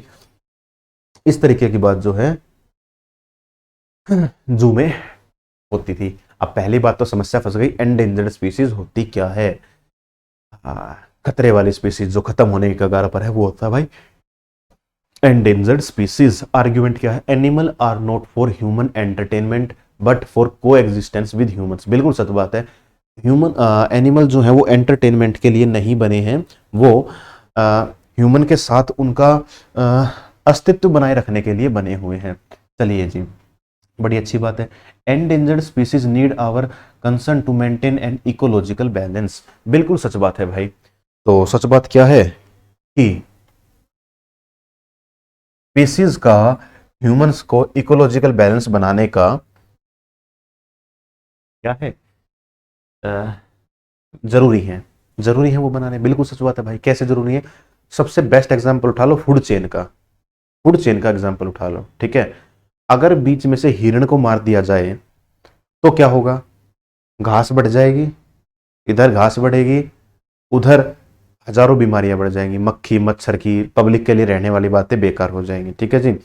दूसरी बात क्या है? घास बढ़ गई है तो गड्ढे वड्ढे कहाँ है, नीचे क्या खतरा है क्या नहीं, वो हम लोग नहीं पता लगा पाएंगे, क्योंकि जब इतनी इतनी ऊंची ऊंची घास है तो हम लोग कैसे पता चला लगा पाएंगे? कुछ भी नहीं हो पाएगा। उधर से शेर वाले मर जाएंगे, ठीक है, बात समझ में आ गई। घास खत्म, फिर घास बढ़ेगी, टिड्डी की जनसंख्या बढ़ जाएगी अपने आप में, ठीक है। तो हर जानवर का जो इस संसार में जिसने भी जन्म लिया है उसका कुछ ना कुछ अस्तित्व तो है, इसीलिए तो वो इस संसार में है, वरना तो वो नहीं होता। आप लोगों ने सुना होगा भाई, अब वो बात सच है या नहीं है पता नहीं, और हो भी सकता है नहीं भी हो सकता, मेरे को तो उतना नहीं पता भाई, कि आज से 2000 साल पहले या इतने साल पहले या फिर 20,000 साल पहले डायनासोर होते थे। डायनासोर देखे थोड़ी है भाई किसी ने। अब लोग, कुछ लोग बोलते हैं कि इसका उदाहरण वो मिले हैं अपने को, साक्ष्य मिले हैं अपने को। कोई कह रहा है कि एक ड्रैगन जैसी डायनासोर जैसी वो होती है, क्या नाम है वो, छिपकली मिली है, कि भाई वो ऐसी दिखती है तो ये भी होते ही होंगे। कोई कह रहा है कि इतना बड़ा अंडा मिला है जो सिर्फ डायनासोर ही दे सकता था, ठीक है भाई, उसकी बात भी मान ली जाए, होता हो सकता होगा। तो अगर वो थे तो किसी कारणवश थे भाई, और अगर वो नहीं है तो किसी कारणवश नहीं है यहाँ पे, ठीक है। इतनी सी बात है यहाँ पे, जो भी है किसी कारणवश है। बाकी ये तो आपको मेजर मेजर तो पता ही होगा, गाय भैंस भेड़ बकरी क्यों है, ये तो इंसान के पालतू हैं, ये तो इंसान के जीवन को सरल बनाते हैं, तो ये तो इसलिए काम के हैं। बाकी बहुत सारे हैं जो किस लिए काम के होंगे। ऊपर से कहता है not for human entertainment, human entertainment का जरिया नहीं है। आप लोगों ने सुना होगा, अब तो नहीं खैर, लेकिन जियो आने के बाद ना आपने काफी सुना होगा, 2017 में 16 में कुछ ऐसे केस हुए थे जहाँ ना ये आए थे एनिमल एक्टिविटिस्ट जो थे, वो थोड़ा सक्रिय हो गए थे कि नहीं भाई, अब सर्कस में शेर काम नहीं करेगा, सर्कस में हाथी से काम नहीं करवा सकते, सर्कस में आप तोतों से काम नहीं करवा सकते, पैरट पैरट से काम नहीं करवा सकते, ठीक है ना। वो जानवर है, उनको वैसे ही रहने दिया जाए। आप किसी अदर उससे बिल्ली से कोई एक्ट नहीं करा सकते हैं यहाँ पे, ठीक है ना। इस तरीके के जो थे, तो उन जानवरों से काम नहीं होता था वो। और घोड़ों से भी कुछ होता ही होगा भाई, अब अपने को तो पता नहीं, सर्कस जीवन में एक ही बार देखा था, और उस समय शायद शेर वाला भी एक्ट ना देखा हो, हाथी वाला शायद देखा हो सकता है, तो ध्यान भी नहीं है। तो वो तो बचपन की बात थी भाई, सेकंड क्लास में था मैं तब देखा था, ठीक है जी। तो उसके नहीं है, ह्यूमंस के साथ रहने के लिए है, बिल्कुल सच बात है, ह्यूमंस के साथ रहने के लिए है वो, किसी ना किसी तरीके से इकोलॉजिकल बैलेंस भी बनाते हैं वो, ह्यूमन के साथ भी और ह्यूमन के बगैर भी वो इकोलॉजिकल बैलेंस है। आप लोगों ने सुना भी होगा कि वो सार्क वाली जो एक रिपोर्ट आई थी कि सार्क लगभग 300-400 लोगों को मारती है साल में, जबकि हर रोज 10-15 सार्क जो है वो लोग मार लेते हैं। पता नहीं वेल के बारे में था, किसके बारे में था, किसी मछली के बारे में था, और रिपोर्ट थी, काफी फेमस रिपोर्ट रही है, ऑनलाइन मिलेगी, पढ़ सकते हो। दोनों बातें बेटा जो है वो यहाँ पे सच हैं। वीकन नहीं, स्ट्रेंथन, ये ऑप्शन नंबर डी इसका राइट आंसर हो जाएगा। चलिए, real education is an awaking of the mind, बिल्कुल सच बात है। रियल एजुकेशन वही है जो माइंड की जागरूकता को बढ़ा दे कि यहाँ पे हमने ऐसा बिहेव करना है। Academic achievement is only the indicator of real education. Only, ले भाई छोड़, मतलब तो मैं समझूंगा ही नहीं, ओनली आगे गलत है, हिंदी में केवल, एकमात्र, गलत भाई।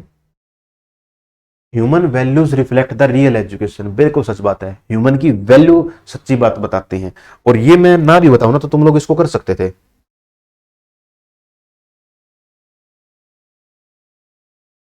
ये रहा इसका, कैसे कर सकते थे इसको भाई, फिलहाल इसको तुम लोग कुछ इस तरीके से कर सकते थे, जैसे कि आप लोगों ने देखा होगा कि रियल एजुकेशन, असली एजुकेशन वही है जो कि उसको बढ़ा दे भाई। अब इसकी अगर हम लोग बात करें, माइंड को बढ़ा दे, काम करने की सोच को बढ़ा दे, कैसे? जैसे हमने देखा कि भाई हम लोग पढ़े लिखे हुए हैं, लेकिन कहीं पे जरूरतमंद को सीट नहीं दे पाए, मेट्रो में आए, ट्रेन में आए, बस में आए, जरूरतमंद को सीट नहीं दे पाए, तो क्या हमारे पढ़ा लिखा होने का कोई फायदा है? कोई फायदा नहीं है भाई हमारा, ठीक है। दूसरा क्या है कि हमने क्या देखा, हम लोगों को अपने बड़े बुजुर्गों से व्यवहार करना नहीं आ पा रहा है, तो हमने क्या देखा, एक मिनट रुकेंगे भाई, हम लोगों को क्या है कि उनसे व्यवहार करना नहीं आ पा रहा, तो क्या हमारी रियल एजुकेशन में कोई मतलब है? बिल्कुल भी नहीं है। बाहर हम लोग यारी दोस्ती में सब कुछ सुन लेते हैं, गाली गलौच भी सुन लेते हैं, और घर पे आके माँ बाप पे चिल्ला रहे हैं, क्या हमारी रियल एजुकेशन में कोई मतलब है? बिल्कुल भी नहीं है। मैं डॉक्टर ही क्यों ना बन जाऊं, अगर घर पे आके अपने माँ बाप से उल्टा बोल गया भाई, इधर बड़े बुजुर्ग से मैं उल्टा बोल गया, या उनकी उल्टा बोलने का मतलब कि ना उनकी बात का अपमान कर दिया या दुर्व्यवहार कर दिया उनके साथ, मेरे को कोई मतलब नहीं है, तो मेरी रियल एजुकेशन का कोई मतलब नहीं। किसी भूखे को मैं खाना नहीं खिला पाया कभी, मेरे पास सोर्सेज हैं, मैं खाना नहीं खिला पाया, तो मेरी रियल एजुकेशन कोई मतलब नहीं है। मैं सामने वाले का दुख दर्द, उसकी फीलिंग्स नहीं समझ पा रहा हूं, तो मेरी पढ़ाई लिखाई का कोई वास्ता नहीं है। आप लोगों ने बहुत सा देखा होगा, रट्टू बच्चे जो होते हैं वो पढ़ लिख के बहुत अच्छी पोस्ट पर भी हैं, बहुत अच्छे, और क्या नाम है, सैलरी भी उठा रहे हैं, काफी करोड़ों में भी पैकेज है उनके, लेकिन उनको किसी की फीलिंग्स का कोई फर्क नहीं पड़ता। माँ बाप ने पढ़ा लिखा दिया भाई उनको, ठीक है, नौकरी लग गया, साल साल भर भाई वो, या कई कई साल, जीवन भर तक भी विदेशों में बैठे रहते हैं, माँ बाप को पूछते तक नहीं है। फेमस नाम है भाई, कोई सिख समुदाय के हैं जो कि पार्थिव शरीर को अग्नि देने का काम करते हैं। उनकी कोई काफी अच्छी क्लिप थी, मैंने वो देखी थी। फॉरेन में उनके 3 या 4 बच्चे थे, और किसी बुजुर्ग माता पिता के पहले फादर खत्म हुए हैं, बाद में माता खत्म हुई है, 4 बच्चों में से कोई भी उनको देखने तक नहीं आया।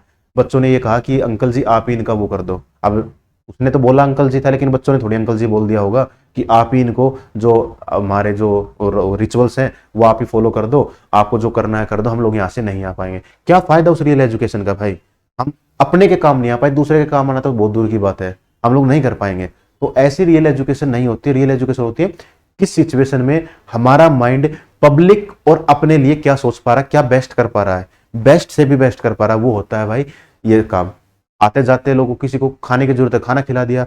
कोई किसी बच्चे के पास कपड़े नहीं है, हम उसको रोज देख रहे हैं कि हमारी ही ट्रेन में जाता है बच्चा कुछ ना कुछ मांगता हुआ, नहीं है कपड़े, मेरे पास एक्स्ट्रा कपड़े रखे हुए हैं जो मैं कभी पहनता नहीं हूँ, ला के उसको दे दे, ठीक है भाई ठंड में तू पहन ले।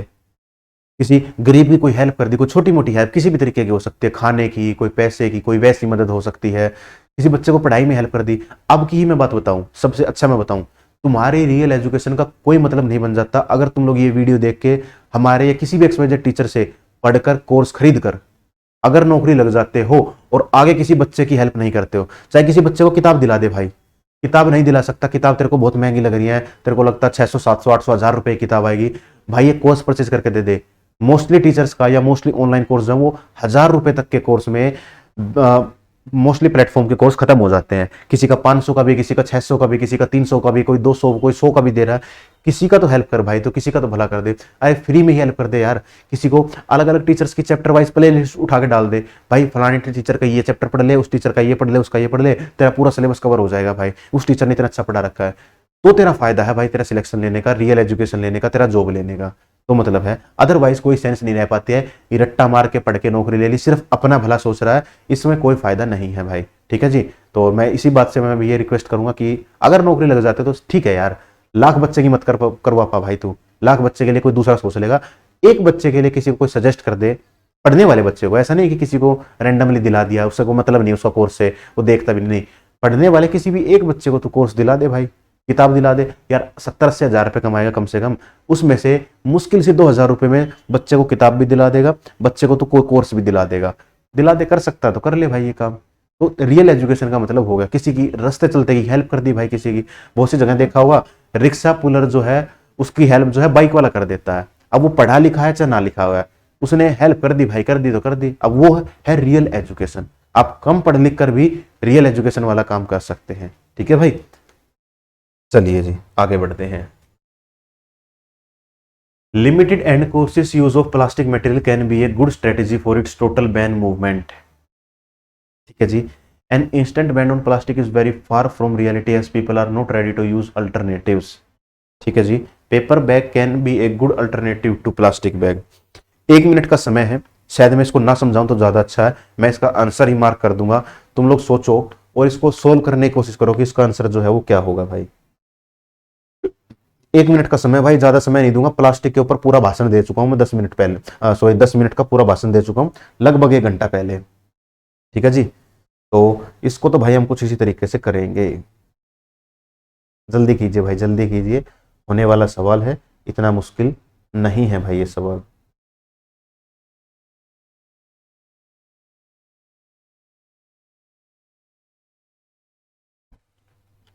ठीक है भाई, आंसर आएगा ये वाला। अब मैं ज्यादा बहसबाजी नहीं करूंगा, मैं तो करना भी नहीं चाहिए, लेकिन ठीक है भाई, पेपर बैग ठीक है, प्लास्टिक की जगह पेपर बैग यूज कर सकते हैं। बड़े बड़े मॉल्स में देखा होगा पेपर बैग मिलता है तुम लोगों को, पिज्जा विज्जा लेने चले जाओ पेपर बैग में डाल देगा, कपड़े बड़ी बड़ी ब्रांड से कपड़े लेने चले जाओ पेपर बैग में डाल के दे देगा, बात खत्म भाई। समझते आ गया तो ठीक है, नहीं आया तो पीछे जाके देख लेना। N instant ban on plastic is very far from reality. अगर हम लोग ये कहें कि कल से पूरा तरीके से बैन लगा दे तो नहीं लग पाएगा, क्योंकि पब्लिक को जो वो है दूसरा अल्टरनेट यूज करने की आदत नहीं है। पब्लिक को चाहिए ऐसा काम, पब्लिक को चाहिए पोलोथीन, खाना पैक कराने चला गया पोलोथीन में लेके आएगा। बहुत जगह देखा होगा गार्ड वगैरह जो लोग हैं वो पोलोथीन में, तो बल्कि चाय भी ले आते हैं पैक करने के लिए, कि कौन यार अपने घर से कप लेके जाएगा चाय का, या कौन वहां से 2 कप ऐसे पकड़ के ले जाएगा, चाय पोलोथीन में डाल दी और ले गया भाई, वो वहां पे यूज कर रहा है। दूसरा उसको अल्टरनेटिव यूज नहीं है, दूसरा को अल्टरनेटिव यूज करने के लिए उनको चाहिए पोलोथीन। बहुत सी जगह आप लोग भी करते होंगे, आपने कल परसों परले दिन भी किया होगा, पिछले एक हफ्ते में कहीं ना कहीं किया होगा ये काम। दुकान पे सामान लेने के लिए चले गए, बोल उसको ये कहा ही नहीं होगा कि भाई पोलोथीन रहने दे, मैं अपने घर से थैला लाया हूं, नहीं, तुमने बोल दिया भाई इसको पोलोथीन में डाल के दे दे, ऐसा करते हो भाई। ठीक है, जबकि होना क्या चाहिए, अगर मेरे को कुछ ऐसा सामान लेके जाना जो पॉलीथीन लगेगी, भाई अगर एक चिप्स 2 चिप्स का पैकेट है तो मैं हाथ में उठा लूंगा। अगर मेरे को लगता है मैं ज़्यादा कुछ लेके आ रहा हूँ तो मेरे को पॉलीथीन लेके जाना चाहिए, चाहे कपड़े हो चाहे कुछ भी हो। हालांकि आजकल अक्सर बोल देते हैं, बड़े बड़े ब्रांड्स में तो बोल ही देते हैं कि सर आपको वो कैरी बैग चाहिए, उसका एक्स्ट्रा है, लेकिन आपको बोल देते हैं कि लगेगा नहीं लगेगा, बोल देते हैं नहीं सर मैं तो अपना जैसे जॉब से जाते वक्त ले जाते हैं कि पिट्ठू बैग में सामान डाल दिया भाई, अपना जो पीछे बैग लटका के जाते हैं हम लोग उसमें ही सामान डाल ले गए, एक पैंट एक शर्ट खरीदी है, ठीक है भाई अपने बैग में आ जाएगा। क्यों? क्योंकि क्यों एक्स्ट्रा कैरी बैग के लिए पैसा दे, और फिर प्लास्टिक का भी यूज कम होगा। लेकिन जो कैरी बैग का पैसा है ना, उसके पीछे लॉजिक वही है। अगर तुम्हें 5 रुपए ना देने पड़े, 2 रुपए 3 रुपए ना देना पड़े ना, तो तुम लोग उसको बोल दो, अगर फ्री का है तो तुम लोग बोल दो अगर इसको इसी कैरी बैग में डाल के दे दे, मैं लटका ले जाऊंगा भाई। इतना बिल्कुल भी नहीं करूंगा कि अपने घर से थैला लेके आऊं या उसी चीज को अपने थैले में डाल दूं, नहीं करेंगे। लेकिन वो जो 2-3 रुपए ले रहे हैं ना, वो बिल्कुल सही ले रहे हैं भाई मेरे हिसाब से तो, कि ले लो भाई, कम से कम पब्लिक ये तो सोचे कि 3 रुपए क्यों दूं मैं, क्यों ना अपने ही बैग में डाल ले जाऊं भाई मैं, या इसको ऐसे ले जाऊं, या अगली बार जाएगा खरीदी करने तो पहले से कुछ ना कुछ अरेंजमेंट करके ले जाएगा वो, इस तरीके से। चलो ज्यादा इस पे बात नहीं करेंगे, पहले बात कर चुके हैं, आगे बढ़ते हैं। आगे है जी क्या, India still needs gender equality program to make people aware about this. कोई बात है उसके बारे में कहता है कि उसको जेंडर इक्वेलिटी प्रोग्राम चाहिए ताकि पब्लिक को इसके बारे में ज्यादा से ज्यादा जागरूकता फैल सके। People still believe boys are better than girls. बिल्कुल सही बात है भाई, अगर पब्लिक ये फील कर रही है, ये बात सच है, तो ये तो जेंडर इक्वेलिटी का प्रोग्राम करना पड़ रहा है अपने को। अगर ये चीज होती ही ना तो मैं प्रोग्राम क्यों करूंगा भाई, मेरी शादी होनी ही नहीं है तो मैं क्यों यहाँ पे खाना पीने का प्रोग्राम करूंगा, नहीं करूंगा। होनी होगी तो ही तो करूंगा। सेम बात यहाँ पे है, अगर ये बात समाज में फैल रही है कि भाई लड़के ज्यादा अच्छे हैं लड़कियां कम वो हैं, तो ही तो मेरे को जेंडर इक्वेलिटी का प्रोग्राम करना पड़ रहा है ताकि पब्लिक को जागरूक कर सकूं। अगर पहले से ही पब्लिक जागरूक है तो मैं क्यों करूंगा भाई, मैं ये बात क्यों कहूंगा, नहीं कहूंगा। पब्लिक जागरूक नहीं है तभी तो मैं कह पा रहा हूं ना, समझ में आ रही है बात यहाँ पे क्या हो रहा है भाई। दूसरा कहता है gender discrimination has vanished from our society. हमारी सोसाइटी से खत्म हो गया क्या? नहीं हुआ भाई खत्म। अरे खत्म हो जाता तो हमें प्रोग्राम कराने की जरूरत क्यों पड़ती, खत्म ही तो नहीं हो रहा भाई, ये खत्म ही नहीं हो रहा। हर जेंडर बराबर सेम है। अब इसी बात पर भी मुद्दा उठा सकते हो तुम लोग, नहीं सर लड़के ही अच्छे होते हैं, फलाने केस में सर आपने रील देखी होगी, फलाने केस में लड़कियां कहाँ कर लेती सर, दिखाड़े केस में सर लड़कियां कहाँ कर लेती। अरे बात है यहाँ पे जेंडर इक्वेलिटी की। जैसे आज से 20 साल पहले की अगर हम लोग बात कर लें, या 15 साल पुरानी बात करें, 2008-9 तक की बात कर लें, कितने गवर्नमेंट्स डिपार्टमेंट में फीमेल थी भाई, थी किसी में फीमेल? बहुत रेयर चांसेस था कि फीमेल होती थी। चलो मैं कहूं 20 साल पहले की बात कर लेना तो भी बात कर लेते हैं। कैसे हम लोग अपनी बेटियों को, मतलब समाज जो था, मैं समाज की तरफ से बात कर रहा हूं, हम लोग अपनी बेटियों को डॉक्टर नहीं बना रहे थे, लेकिन बेटी के लिए फीमेल डॉक्टर ही चाहिए था अपने को, वाइफ के लिए चाहिए, पत्नी के लिए चाहिए, माँ के लिए चाहिए, फीमेल डॉक्टर ही चाहिए, लेकिन अपने बच्चों को नहीं बना रहे हैं। सोच ऐसी थी, लेकिन धीरे धीरे चीजें बदली हैं। अब सही है भाई, अब आप एजुकेशन में देखिए तो हम मेल टीचर भी पढ़ा रहे हैं, फीमेल टीचर भी पढ़ा रही है भाई, ठीक है। आप कहीं पे भी जाइए, बैंक में जाइए, दोनों जेंडर के लोग काम कर रहे हैं वहां पे। हॉस्पिटल्स में दोनों जेंडर के लोग काम कर रहे हैं। कुछ तो क्या नाम है, चीजें ऐसी होती हैं, डिपार्टमेंट होते हैं ऐसे जहाँ पर्टिकुलर उनके बारे में पोस्ट ही होती है कि यहाँ फीमेल ही काम करेंगे, यहाँ मेल ही काम करेगा। लेकिन कुछ ऐसे होता है जहाँ दोनों के बारे में सीट फिक्स होती है, भाई साहब फीमेल की 40, मेल की 30, इस तरीके की भी सीट होती है, ठीक है, इस तरीके का। अब लोग तुम लोग बोल दो सर जेंडर डिस्क्रिमिनेशन जो है वो, इक्वालिटी जो है कभी खत्म नहीं होगा। जैसे कि अभी की मैं बात कर रहा हूं, अभी 2-3 दिन पहले एक पोस्ट है DSSS वार्डर और DSSS मैट्रन। अब तुम कहो सर वार्डर में और मैट्रन में तो ये क्या नाम है डिस्क्रिमिनेशन हो रहा है, यहाँ पे फीमेल को क्यों नहीं लिया गया, यहाँ पे मेल को क्यों नहीं लिया गया? भाई मेरे ये पोस्ट ही मेल के लिए है, उनको काम ही मेल्स के बीच करना है, इसीलिए उसको ये पोस्ट बनाई है। ये इसको काम ही फीमेल्स के बीच करना है, इसीलिए ये पोस्ट बनाई है। जहां पब्लिकली काम करना है वहां दोनों के लिए न्यूट्रल पोस्ट होती है। सेम काम आप लोगों ने देखा होगा, अगर आप लोगों का कोई आसपास का कोई बंदा टीचर है तो आपने देखा होगा, सरकारी टीचर नहीं प्राइवेट टीचर की मैं बात कर रहा हूं, अगर मेल है, ये अपने स्कूल का एग्जाम्पल उठा लो, क्या तुम्हारे क्लास में 5वीं तक कोई मेल टीचर था? तुम्हारा कोई मेल टीचर जो पढ़ाने आता हो? नहीं था भाई। प्राइवेट सेक्टर इस चीज को मानता ही नहीं है, उनको क्या लगता है बच्चे के केयर करने वाला चाहिए, तो माँ ज्यादा केयर करती है, वो लॉजिक है उसके पीछे कि माँ ज्यादा केयर करती है, एक फीमेल ज्यादा केयर कर सकती है मेल की बजाय, इसीलिए छोटी क्लासेस में फीमेल को टीचर्स को ही रखा गया। वहीं सरकारी नौकरी में उठाकर देख लो, कोई सीट फिक्स हो दो कि मेल कितनी निकलेंगे फीमेल कितनी ना, टोटल सीट है 1000 के 1000 बंदे मेल लग जाए, क्यों? क्योंकि वहां पे उनको पता है सरकार को कि भाई बंदा जो है वो दोनों केयर बराबर करेगा, लेकिन प्राइवेट सेक्टर इस चीज को नहीं मान रहा था। ठीक है, अब तो खैर चीजें थोड़ी थोड़ी बदली हैं, लेकिन धीरे धीरे वो भी और भी बदल जाएगा। तो फिलहाल इसकी बात करें तो क्या हुआ, पहला जो है वो यहाँ पे ठीक हो गया, दूसरा गलत हो गया, जो कि किस बात में है बेटा, एक तो ये स्टेटमेंट में कुछ ऐसा लिखना चाहिए था, पहला स्ट्रोंग, दूसरा ओनली दूसरा स्ट्रोंग, बोथ स्ट्रोंग, ना पहला ना दूसरा स्ट्रोंग। अब ऑप्शन रेलवे के एग्जाम के हैं तो भाई ऑप्शन तो वैसे ही जैसे दे रखे थे, तो हमें तो वैसे चूज करना है, पहला ठीक होगा, पहला ठीक है, ऑप्शन नंबर सी जो है इसका राइट आंसर आ जाएगा। ठीक है, ये हिंदी हो गई भाई। और फिलहाल इस वीडियो में हम लोग इतना ही रखते हैं। ये भाई कोर्स के बारे में, कोर्स प्राइस वैलिडिटी सामने देख सकते हो, किस प्राइस में कितने मंथ के लिए मिलेगा, सारे टीचर्स देख सकते हो जो आपको अलग अलग सब्जेक्ट पढ़ाएंगे भाई। और फिलहाल इस वीडियो में इतना ही, मिलते हैं आप लोगों से किसी नेक्स्ट वीडियो में, तब तक के लिए नमस्कार, जय हिंद, जय भारत भाई।